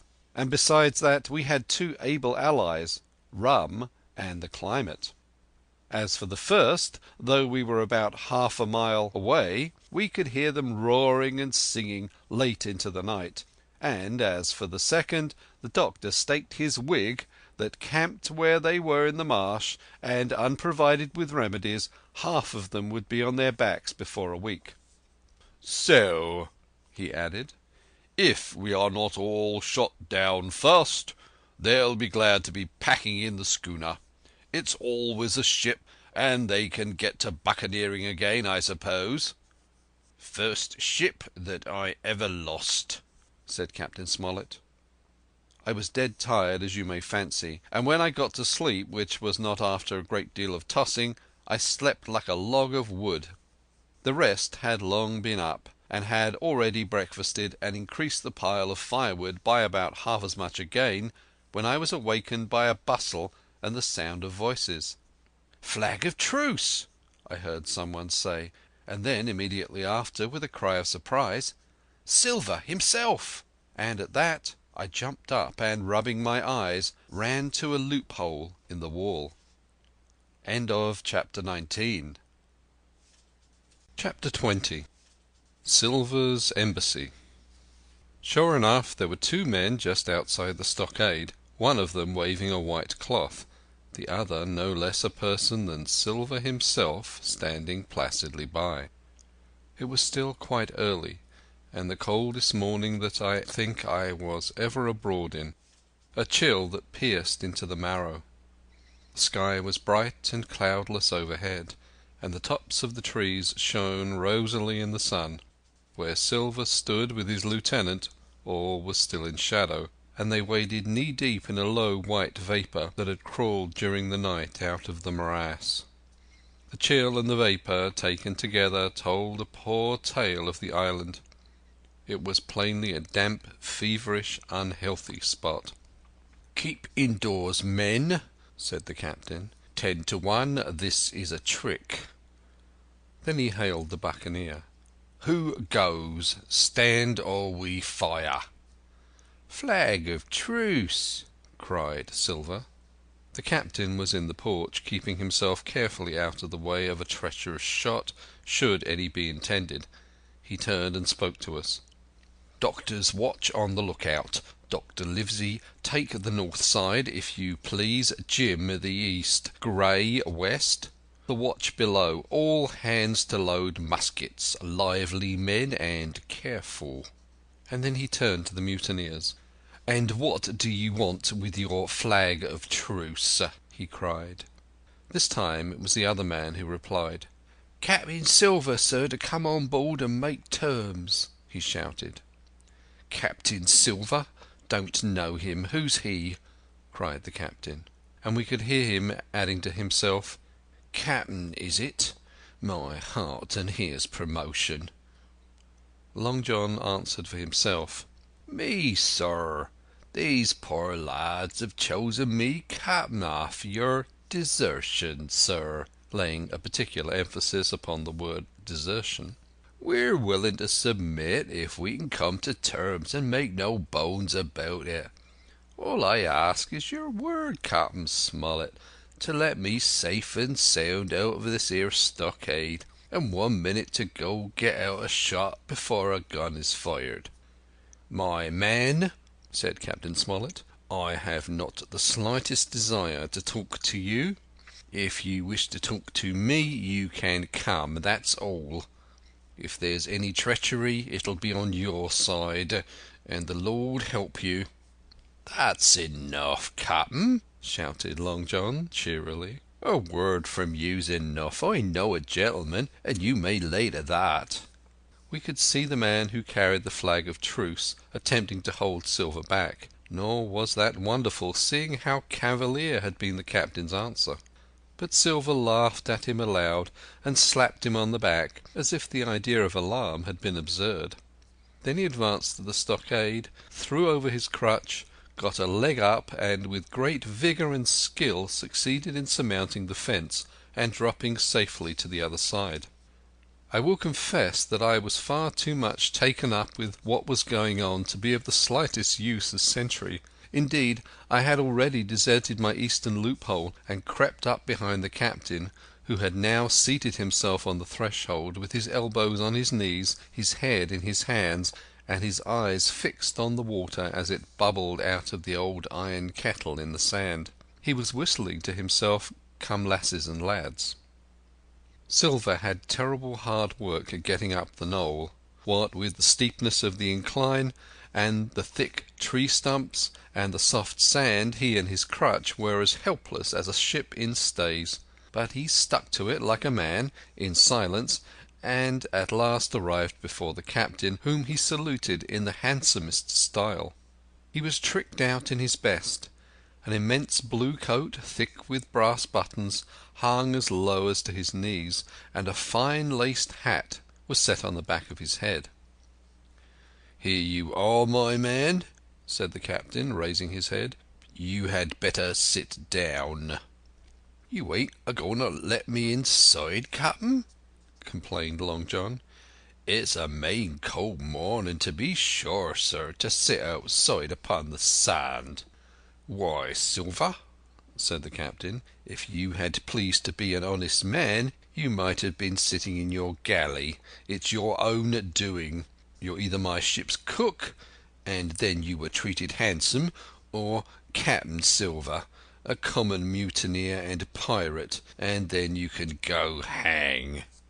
"Well, well, Captain," returned the sea cook, sitting down as he was bidden on the sand, "you'll have to give me a hand up again, that's all.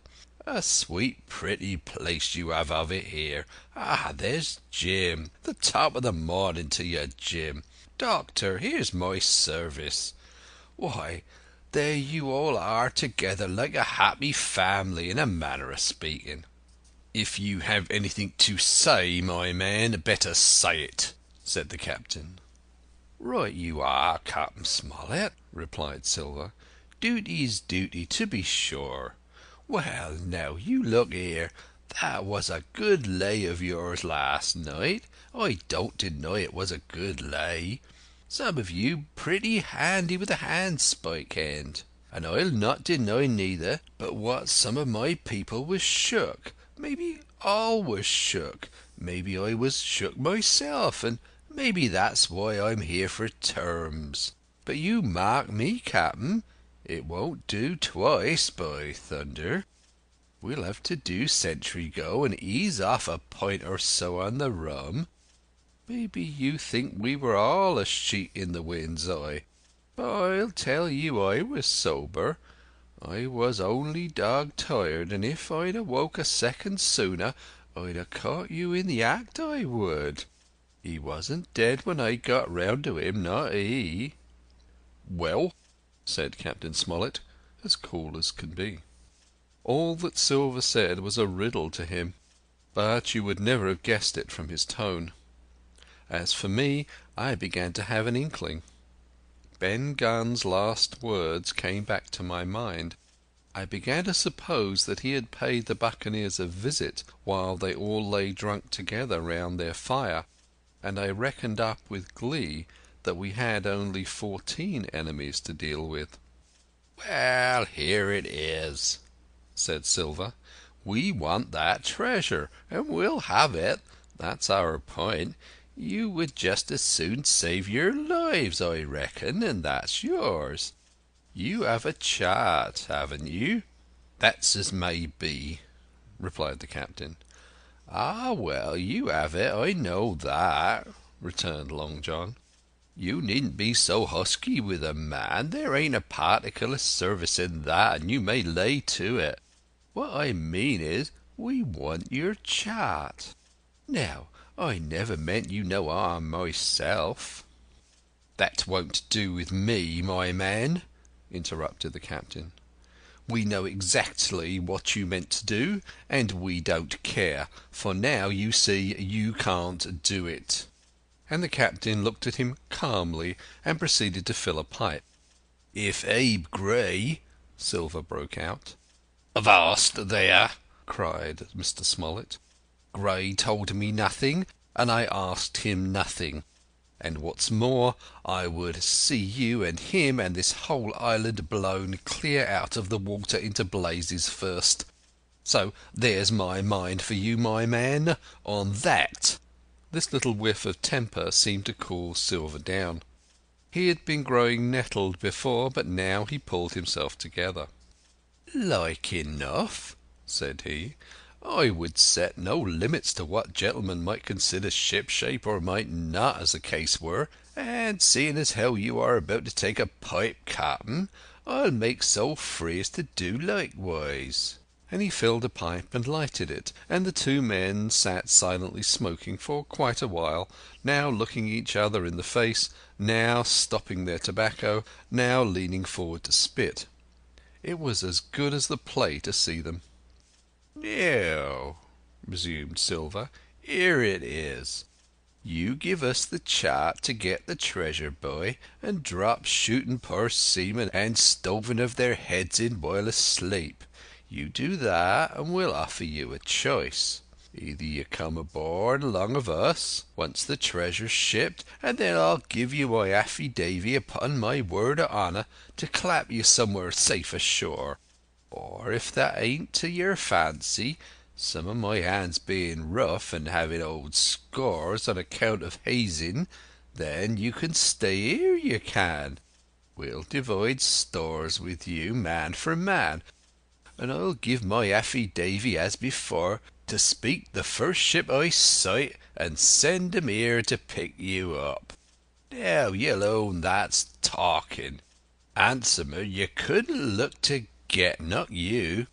And I hope," raising his voice, "that all hands in this here blockhouse will overhaul my words, for what is spoke to one is spoke to all." Captain Smollett rose from his seat and knocked out the ashes of his pipe in the palm of his left hand. "Is that all?" he asked. "Every last word, by thunder!" answered John. "Refuse that, and you've seen the last of me but musket balls." "Very good," said the captain. "Now you'll hear me. If you'll come up one by one, unarmed, I'll engage to clap you all in irons and to take you home to a fair trial in England. If you won't, my name is Alexander Smollett, I've flown my sovereign's colours, and I'll see you all to Davy Jones. You can't find the treasure, you can't sail the ship, there's not a man among you fit to sail the ship. You can't fight us. Gray there got away from 5 of you. Your ship's in irons, Master Silver. You're on a lee shore, and so you'll find. I stand here and tell you so. And they're the last good words you'll get from me, for, in the name of heaven, I'll put a bullet in your back when next I meet you. Tramp, my lad. Bundle out of this place, please, hand over hand, and double quick." Silver's face was a picture. His eyes started in his head with wrath. He shook the fire out of his pipe. "Give me a hand up," he cried. "Not I," returned the captain. "Who'll give me a hand up?" he roared. Not a man among us moved. Growling the foulest imprecations, he crawled along the sand till he got hold of the porch and could hoist himself again upon his crutch. Then he spat into the spring. "There!" he cried. "That's what I think of ye. Before the hour's out I'll stove in your old blockhouse like a rum puncheon. Laugh, by thunder, laugh! Before an hour's out ye'll laugh upon the other side. Them that die'll be the lucky ones." And with a dreadful oath he stumbled off, ploughed down the sand, and was helped across the stockade after 4 or 5 failures by the man with the flag of truce, and disappeared in an instant afterward among the trees. End of chapter 20. Chapter 21. The Attack. As soon as Silver disappeared, the captain, who had been closely watching him, turned toward the interior of the house, and found not a man of us at his post but Gray. It was the first time we had ever seen him angry. "Quarters!" he roared, and then, as we slunk back to our places, "Gray," he said, "I'll put your name in the log. You've stood by your duty like a seaman.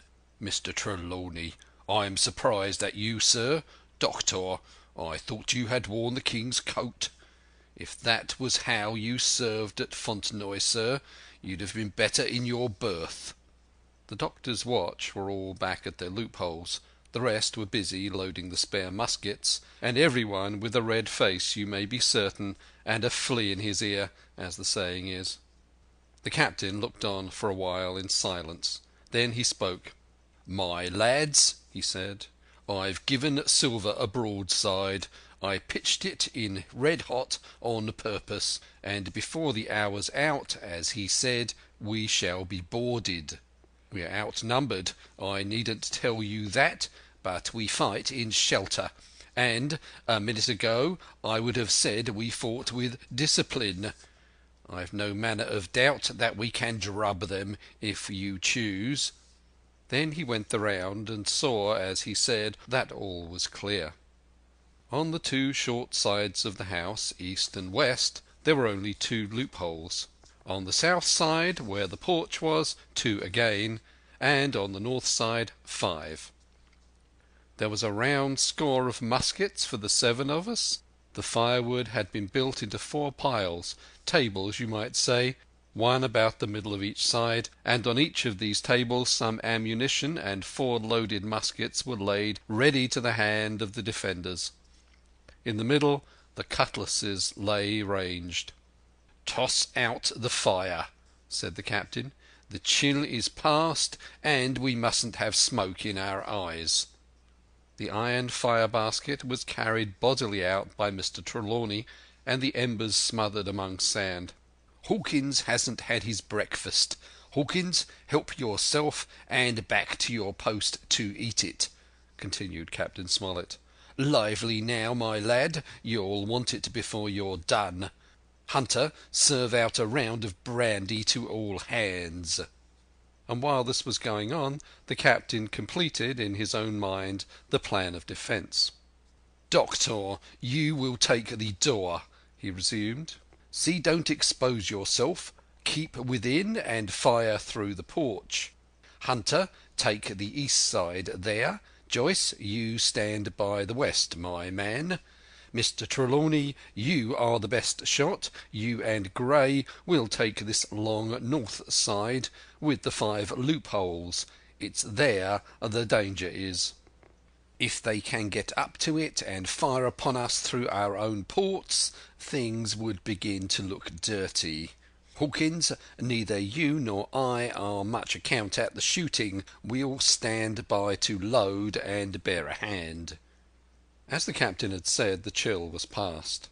As soon as the sun had climbed above our girdle of trees, it fell with all its force upon the clearing and drank up the vapours at a draught. Soon the sand was baking, and the resin melting in the logs of the blockhouse. Jackets and coats were flung aside, shirts were thrown open at the neck and rolled up to the shoulders, and we stood there, each at his post, in a fever of heat and anxiety. An hour passed away. "Hang them," said the captain. "This is as dull as the doldrums. Gray, whistle for a wind." And just at that moment came the first news of the attack. "If you please, sir," said Joyce, "if I see anyone, am I to fire?" "I told you so," cried the captain. "Thank you, sir," returned Joyce, with the same quiet civility. Nothing followed for a time, but the remark had set us all on the alert, straining ears and eyes. The musketeers with their pieces balanced in their hands, the captain out in the middle of the blockhouse with his mouth very tight and a frown on his face. So some seconds passed, till suddenly Joyce whipped up his musket and fired. The report had scarcely died away ere it was repeated, and repeated from without in a scattering volley, shot behind shot, like a string of geese, from every side of the enclosure. Several bullets struck the log house, but not one entered, and as the smoke cleared away and vanished, the stockade and the woods around it looked as quiet and empty as before. Not a bough waved, not a gleam of a musket barrel betrayed the presence of our foes. "Did you hit your man?" asked the captain. "No, sir," replied Joyce. "I believe not, sir." "Next best thing to tell the truth," muttered Captain Smollett. "Load his gun, Hawkins. How many should you say were on your side, Doctor?" "I know precisely," said Dr. Livesey. 3 shots were fired on this side. I saw 3 flashes, 2 close together, 1 farther to the west." "3," repeated the captain. "And how many on yours, Mr. Trelawney?" But this was not so easily answered. There had come many from the north, 7 by the squire's computation, 8 or 9 according to Gray. From the east and west only a single shot had been fired. It was plain, therefore, that the attack would be developed from the north, and that on the other 3 sides we were only to be annoyed by a show of hostilities. But Captain Smollett made no change in his arrangements. If the mutineers succeeded in crossing the stockade, he argued, they would take possession of any protected loophole and shoot us down like rats in our stronghold. Nor had we much time left to us for thought. Suddenly, with a loud huzzah, a little cloud of pirates leapt from the woods on the north side and ran straight on the stockade. At the same moment the fire was once more opened from the woods, and a rifle ball sang through the doorway and knocked the doctor's musket into bits. The boarders swarmed over the fence like monkeys. Squire and Gray fired again and yet again. 3 men fell, 1 forward into the enclosure, 2 back on the outside. But of these 1 was evidently more frightened than hurt, for he was on his feet again in a crack and instantly disappeared among the trees. 2 had bit the dust, 1 had fled, 4 had made good their footing inside our defences, while from the shelter of the woods 7 or 8 men, each evidently supplied with several muskets, kept up a hot though useless fire on the log house. The 4 who had boarded made straight before them for the building, shouting as they ran, and the men among the trees shouted back to encourage them. Several shots were fired, but such was the hurry of the marksmen that not one appeared to have taken effect. In a moment the 4 pirates had swarmed up the mound and were upon us. The head of Job Anderson, the boatswain, appeared at the middle loophole. "At 'em, all hands!" he roared in a voice of thunder. At the same moment another pirate grasped Hunter's musket by the muzzle, wrenched it from his hands, plucked it through the loophole, and with 1 stunning blow laid the poor fellow senseless on the floor. Meanwhile a 3rd, running unharmed all round the house, appeared suddenly in the doorway, and fell with his cutlass on the doctor. Our position was utterly reversed. A moment since we were firing under cover at an exposed enemy. Now it was we who lay uncovered and could not return a blow. The log house was full of smoke, to which we owed our comparative safety. Cries and confusion, the flashes and reports of pistol shots, and 1 loud groan rang in my ears. "Out, lads, out and fight 'em in the open! Cutlasses!" cried the captain. I snatched a cutlass from the pile, and someone at the same time snatching another gave me a cut across the knuckles which I hardly felt. I dashed out of the door into the clear sunlight. Someone was close behind, I knew not whom. Right in front the doctor was pursuing his assailant down the hill, and just as my eyes fell upon him, beat down his guard and sent him sprawling on his back with a great slash across his face. "Round to the house, lads, round to the house!" cried the captain, and even in the hurly-burly I perceived a change in his voice. Mechanically I obeyed, turned eastward, and with my cutlass raised, ran round the corner of the house. Next moment I was face to face with Anderson. He roared aloud, and his hanger went up above his head, flashing in the sunlight. I had not time to be afraid, but as the blow still hung impending, leapt in a trice upon one side, and missing my footing in the soft sand, rolled headlong down the slope. When I had first sallied from the door, the other mutineers had been already swarming up the palisade to make an end of us. One man in a red nightcap, with his cutlass in his mouth, had even got upon the top and thrown a leg across. Well, so short had been the interval that when I found my feet again all was in the same posture, the fellow with the red nightcap still halfway over, another still showing his head above the top of the stockade. And yet, in this breath of time, the fight was over, and the victory ours. Gray, following close behind me, had cut down the big bosun ere he had time to recover from his lost blow. Another had been shot at a loophole in the very act of firing into the house, and now lay in agony, the pistol still smoking in his hand. A third, as I had seen, the doctor had disposed of at a blow. Of the four who had scaled the palisade, only one remained unaccounted for, and he, having left his cutlass on the field, was now clambering out again with the fear of death upon him. "Fire! Fire from the house!" cried the doctor. "And you lads back into cover!" But his words were unheeded. No shot was fired, and the last boarder made good his escape and disappeared with the rest into the wood. In 3 seconds nothing remained of the attacking party but the 5 who had fallen, 4 on the inside and 1 on the outside of the palisade. The doctor and Gray and I ran full speed for shelter. The survivors would soon be back where they had left their muskets, and at any moment the fire might recommence. The house was by this time somewhat cleared of smoke, and we saw at a glance the price we had paid for victory. Hunter lay beside his loophole stunned. Joyce, by his, shot through the head, never to move again, while right in the centre the squire was supporting the captain, one as pale as the other. "The captain's wounded," said Mr. Trelawney. "Have they run?" asked Mr. Smollett. "All that could, you may be bound," returned the doctor. "But there's 5 of them will never run again." "5?" cried the captain. "Come, that's better. 5 against 3 leaves us 4 to 9. That's better odds than we had at starting. We were 7 to 19 then, or thought we were, and that's bad to bear." Footnote: the mutineers were soon only 8 in number, for the man shot by Mr. Trelawney on board the schooner died that same evening of his wound. But this was, of course, not known till after by the faithful party. End of chapter 21. Part 5. My Sea Adventure. Chapter 22. How my Sea Adventure began. There was no return of the mutineers, not so much as another shot out of the woods.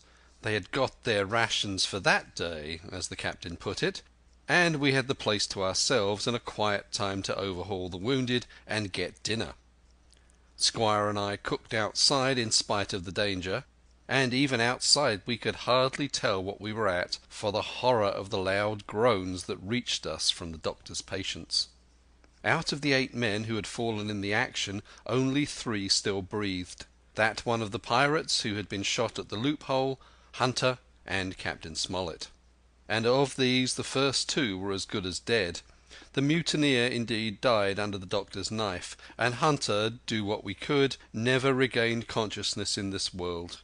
He lingered all day, breathing loudly like the old buccaneer at home in his apoplectic fit. but the bones of his chest had been crushed by the blow and his skull fractured in falling, and some time in the following night, without sign nor sound, he went to his Maker. As for the captain, his wounds were grievous indeed, but not dangerous. No organ was fatally injured. Anderson's ball, for it was Job that shot him first, had broken his shoulder blade and touched the lung not badly. The second had only torn and displaced some muscles in the calf.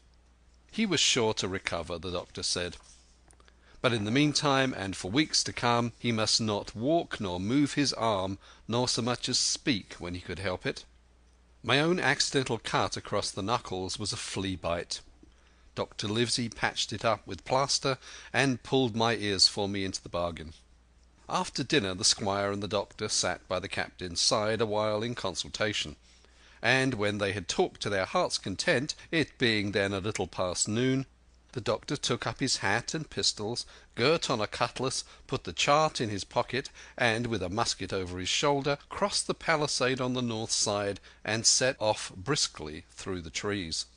Gray and I were sitting together at the far end of the blockhouse to be out of earshot of our officers, consulting, and Gray took his pipe out of his mouth and fairly forgot to put it back again, so thunderstruck was he at this occurrence. "Why in the name of Davy Jones," said he, "is Dr. Livesey mad?" "Why, no," says I. "He's about the last of this crew for that, I take it." "Well, shipmate," said Gray, "mad he may not be, but if he's not, mark my words, I am." "I take it," replied I, "the doctor has his idea, and if I am right he's going now to see Ben Gunn." I was right, as appeared later, but in the meantime, the house being stifling hot and the little patch of sand inside the palisade ablaze with midday sun, I began to get another thought into my head which was not by any means so right. What I began to do was to envy the doctor walking in the cool shadow of the woods with the birds about him and the pleasant smell of the pines, while I sat grilling with my clothes stuck to the hot resin and so much blood about me and so many poor dead bodies lying all around that I took a disgust of that place that was almost as strong as fear. All the time I was washing out the blockhouse and then washing up the things from dinner, this disgust and envy kept growing stronger and stronger, till at last, being near a bread bag and no one then observing me, I took the first steps toward my escape and filled both pockets of my coat with biscuit. I was a fool, if you like, and certainly I was going to do a foolish, over-bold act, but I was determined to do it with all the precautions in my power. These biscuits, should anything befall me, would at least keep me from starving till far on in the next day. The next thing I laid hold of was a brace of pistols. As I already had a powder horn and bullets, I felt myself well supplied with arms. As for the scheme I had in my head, it was not a bad one in itself. It was to go down the sandy spit that divides the anchorage on the east from the open sea, find the white rock I had observed last evening, and ascertain whether it was there or not that Ben Gunn had hidden his boat. A thing quite worth doing, as I still believe. But as I was certain I should not be allowed to leave the enclosure, my only plan was to take French leave and slip out when nobody was watching, and that was so bad a way of doing it as made the thing itself wrong. But I was only a boy, and I had made my mind up. Well, as things at last fell out, I found an admirable opportunity. The squire and Gray were busy helping the captain with his bandages. The coast was clear. I made a bolt for it over the stockade and into the thickest of the trees, and before my absence was observed I was out of cry of my companions. This was my second folly, far worse than the first, as I left but 2 sound men to guard the house, but, like the first, it was a help towards saving all of us. I took my way straight for the east coast of the island, for I was determined to go down the seaside of the spit to avoid all chance of observation from the anchorage. It was already late in the afternoon, although still warm and sunny. As I continued to thread the tall woods, I could hear from far before me not only the continuous thunder of the surf, but a certain tossing of foliage and grinding of boughs which showed me the sea breeze set in higher than usual. Soon cool draughts of air began to reach me, and a few steps farther I came forth into the open borders of the grove, and saw the sea lying blue and sunny to the horizon, and the surf tumbling and tossing its foam along the beach. I have never seen the sea quiet round Treasure Island. The sun might blaze overhead, the air be without a breath, the surface smooth and blue, but still these great rollers would be running along all the external coast, thundering and thundering by day and night, and I scarce believe there is one spot in the island where a man would be out of earshot of their noise. I walked along beside the surf with great enjoyment, till, thinking I was now got far enough to the south, I took the cover of some thick bushes and crept warily up to the ridge of the spit. Behind me was the sea, in front the anchorage. The sea breeze, as though it had the sooner blow itself out by its unusual violence, was already at an end. It had been succeeded by light variable airs from the south and southeast, carrying great banks of fog, and the anchorage under lee of Skeleton Island lay still and leaden as when first we entered it. The Hispaniola on that unbroken mirror was exactly portrayed from the truck to the waterline, the Jolly Roger hanging from her peak. Alongside lay one of the gigs. Silver in the stern sheets, him I could always recognize, while a couple of men were leaning over the stern bulwarks, one of them with a red cap, the very rogue that I had seen some hours before stride legs upon the palisade. Apparently they were talking and laughing, though at that distance, upward of a mile, I could of course hear no word of what was said. All at once there began the most horrid, unearthly screaming, which at first startled me badly, though I had soon remembered the voice of Captain Flint, and even thought I could make out the bird by her bright plumage as she sat perched upon her master's wrist. Soon after the jolly boat shoved off and pulled for shore, and the man with the red cap and his comrade went below by the cabin companion. Just about the same time the sun had gone down behind the spyglass, and as the fog was collecting rapidly it began to grow dark in earnest. I saw I must lose no time if I were to find the boat that evening. The white rock, visible enough above the brush, was still some eighth of a mile farther down the spit, and it took me a goodish while to get up with it, crawling often on all fours among the scrub. Night had almost come when I laid my hands on its rough sides. Right below it there was an exceeding small hollow of green turf, hidden by banks and a thick understory about knee-deep, that grew there very plentifully, and in the centre of the dell, sure enough, a little tent of goat skins, like what the gipsies carry about with them in England. I dropped into the hollow, lifted the side of the tent, and there was Ben Gunn's boat. Homemade, if ever anything was homemade, a rude, lopsided framework of tough wood, and stretched upon that a covering of goat skin with the hair inside. The thing was extremely small, even for me, and I can hardly imagine that it could have floated with a full-sized man. There was one athwart set as low as possible, a kind of stretcher in the bows, and a double paddle for propulsion. I had not then seen a coracle such as the ancient Britons made, but I have seen one since, and can give you no fairer idea of Ben Gunn's boat than by saying it was like the first and the worst coracle ever made by man. But the great advantage of the coracle it certainly possessed, for it was exceedingly light and portable. Well, now that I had found the boat, you would have thought I had had enough of truancy for once, but in the meantime I had taken another notion, and become so obstinately fond of it that I would have carried it out, I believe, in the teeth of Captain Smollett himself. This was to slip out under cover of the night, cut the Hispaniola adrift, and let her go ashore where she fancied. I had quite made up my mind that the mutineers, after their repulse of the morning, had nothing nearer their hearts than to up anchor and away to sea. This I thought it would be a fine thing to prevent, and now that I had seen how they left their watchmen unprovided with a boat, I thought it might be done with little risk. Down I sat to wait for darkness, and made a hearty meal of biscuit.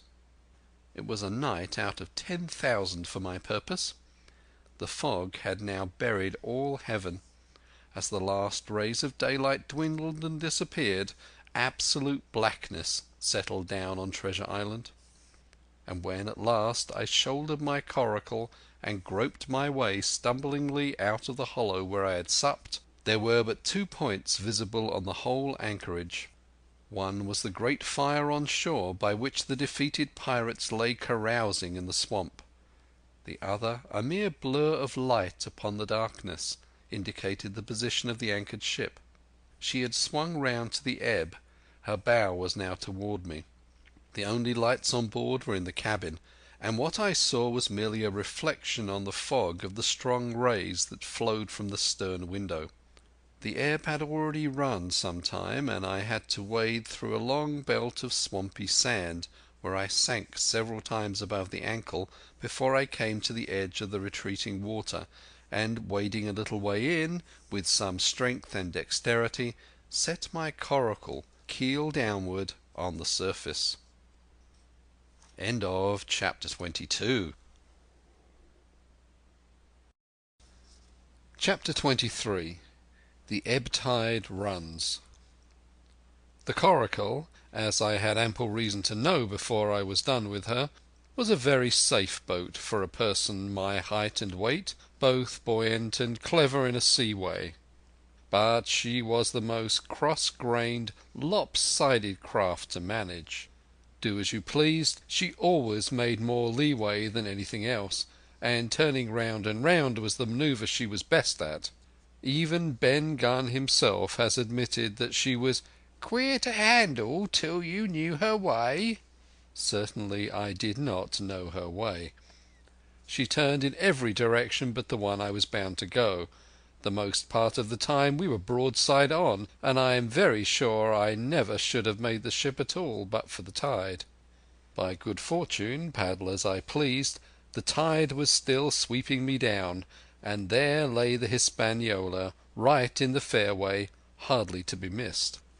First she loomed before me like a blot of something yet blacker than darkness.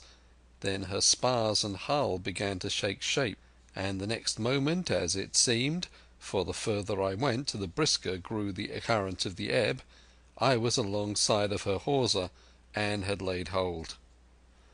The hawser was as taut as a bowstring, and the current so strong she pulled upon her anchor. All round the hull in the blackness the rippling current bubbled and chattered like a little mountain stream. One cut with my sea gully and the Hispaniola would go humming down the tide. So far so good, but it next occurred to my recollection that a tight hawser, suddenly cut, is a thing as dangerous as a kicking horse. 10 to 1, if I was so foolhardy as to cut the Hispaniola from her anchor, I and the coracle would be knocked clean out of the water. This brought me to a full stop, and if fortune had not again particularly favoured me, I should have had to abandon my design. But the light airs which had begun blowing from the southeast and south had hauled round after nightfall into the southwest.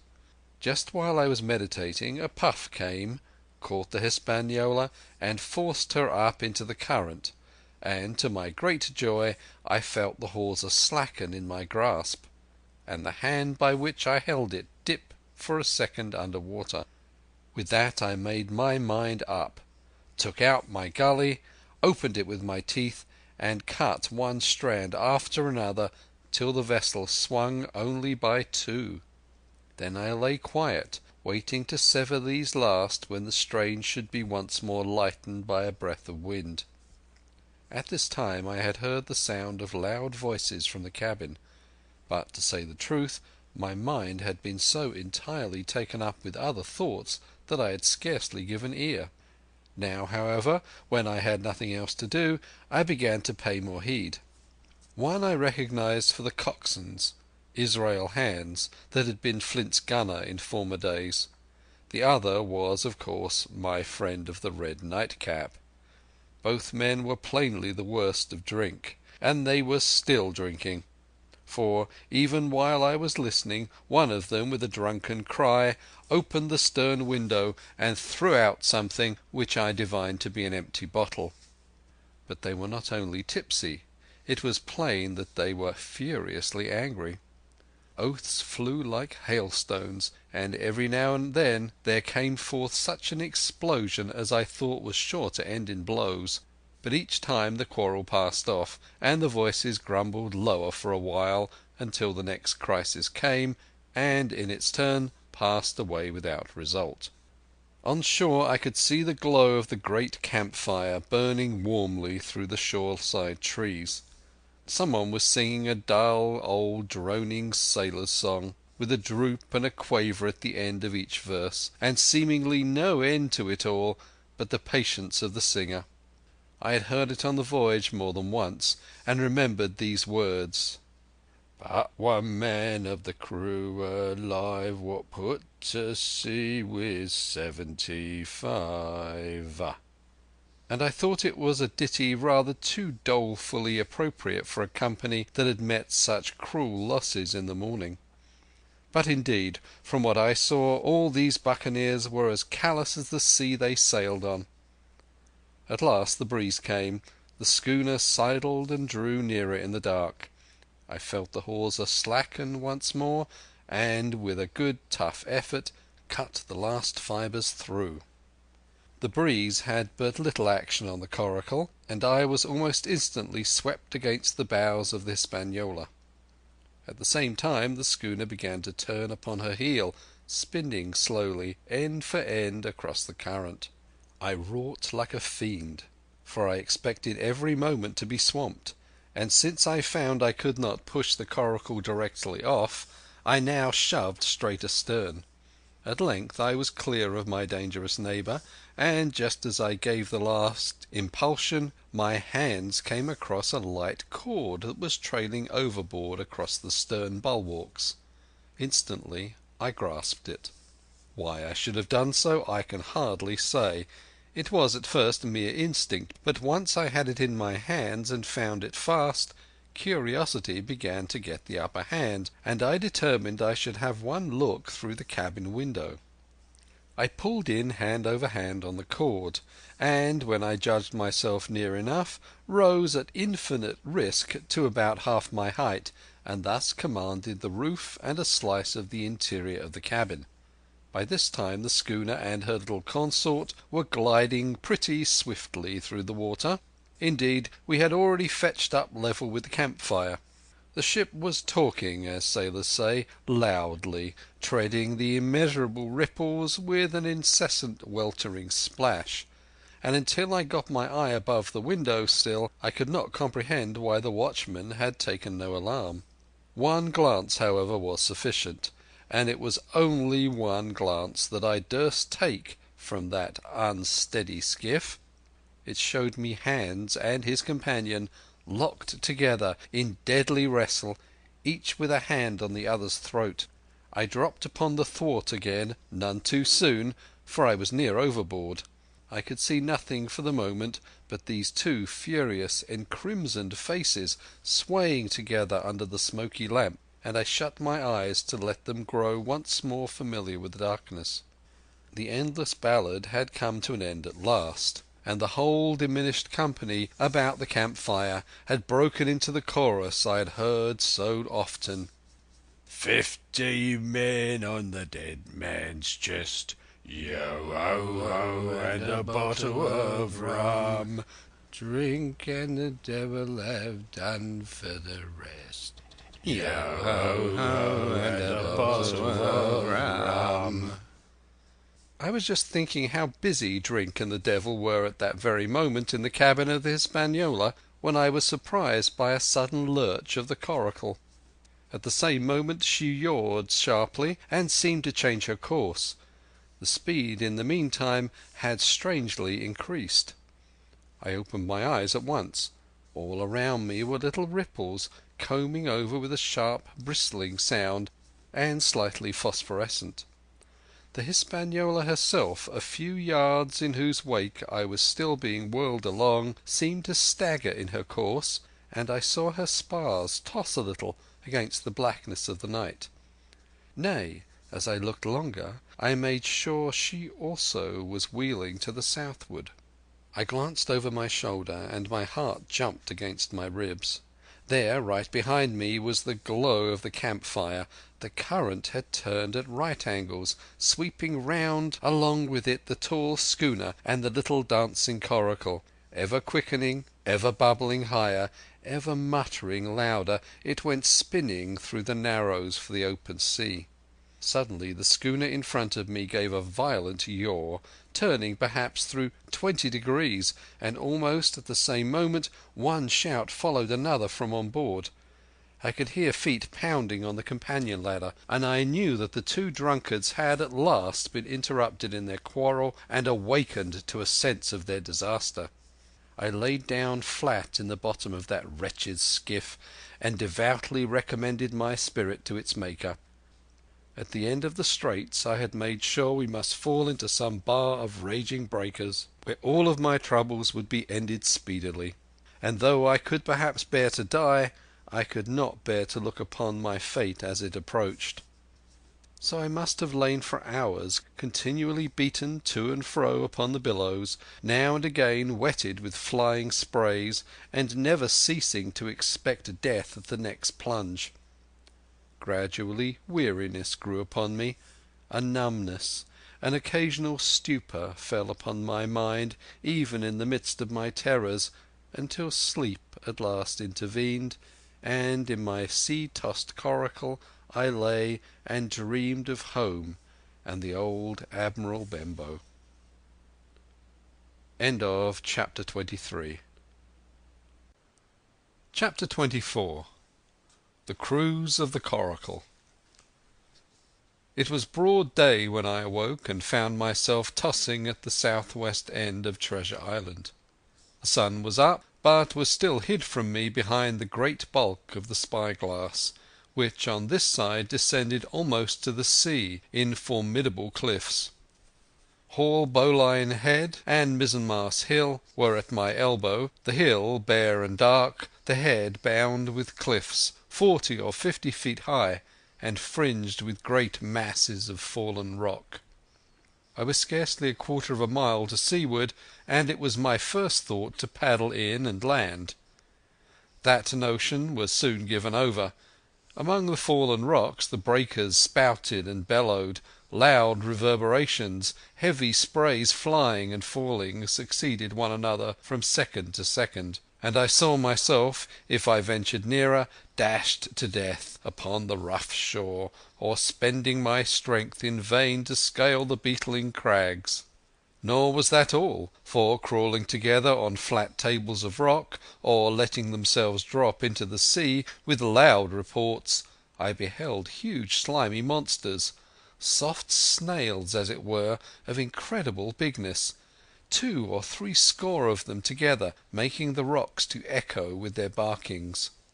I have understood since that they were sea lions, and entirely harmless, but the look of them added to the difficulty of the shore and the high running of the surf, and was more than enough to disgust me of that landing place.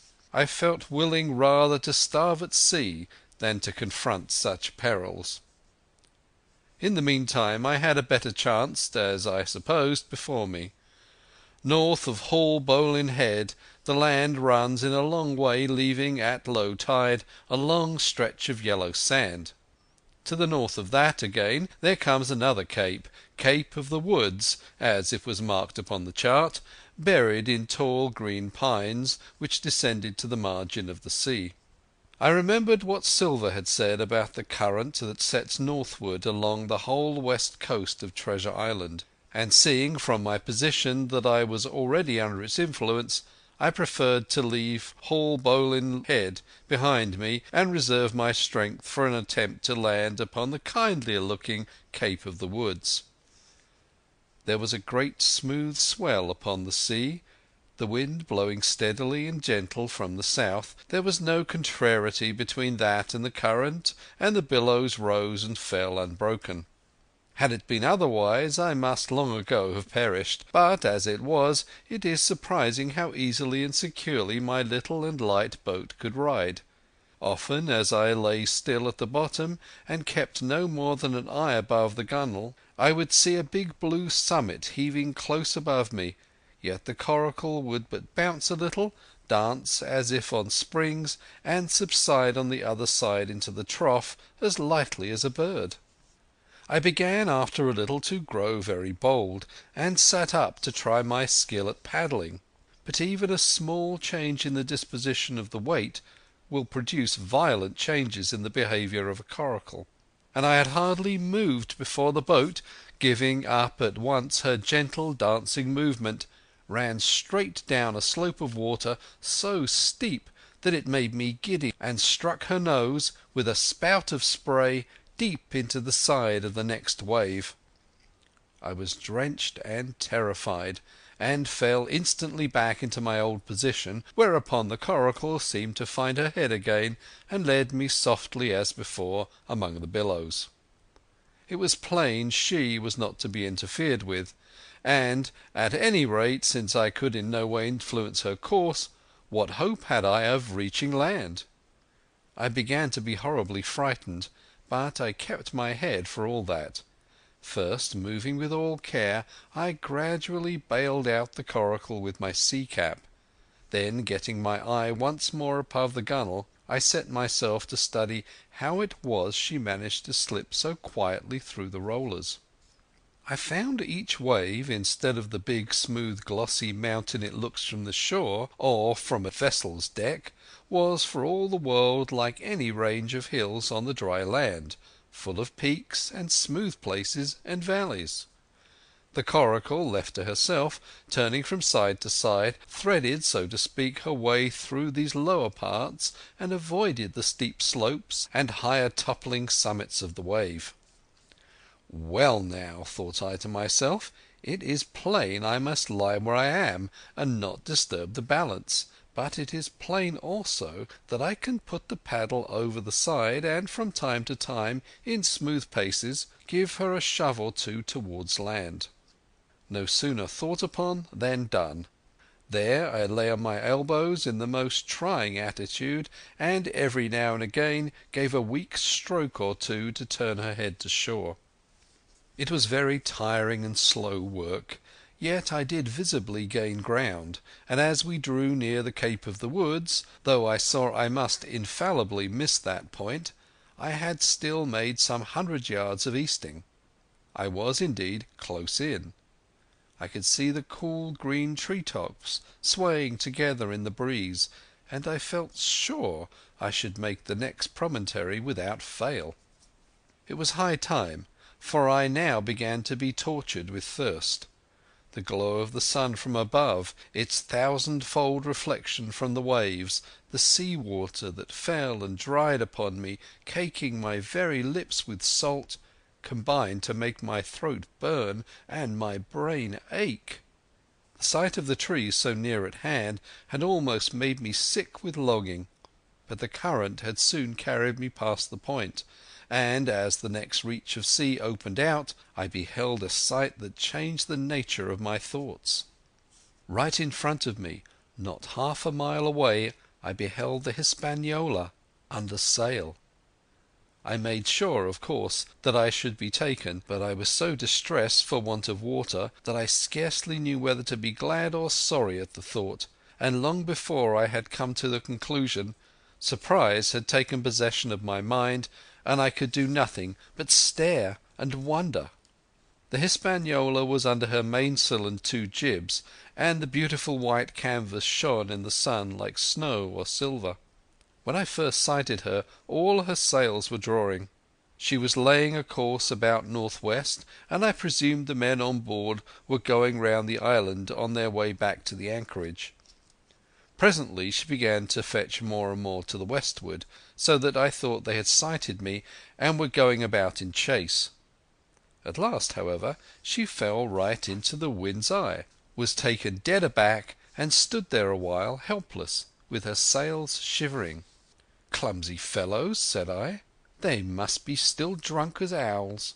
And I thought how Captain Smollett would have set them skipping. Meanwhile the schooner gradually fell off, and filled again upon another tack, sailed swiftly for a minute or so, and brought up once more dead in the wind's eye. Again and again this was repeated. To and fro, up and down, north, south, east and west, the Hispaniola sailed by swoops and dashes, and at each repetition ended as she had begun, with idly flapping canvas. It became plain to me that nobody was steering, and if so, where were the men? Either they were dead drunk or had deserted her, I thought, and perhaps if I could get on board I might return the vessel to her captain.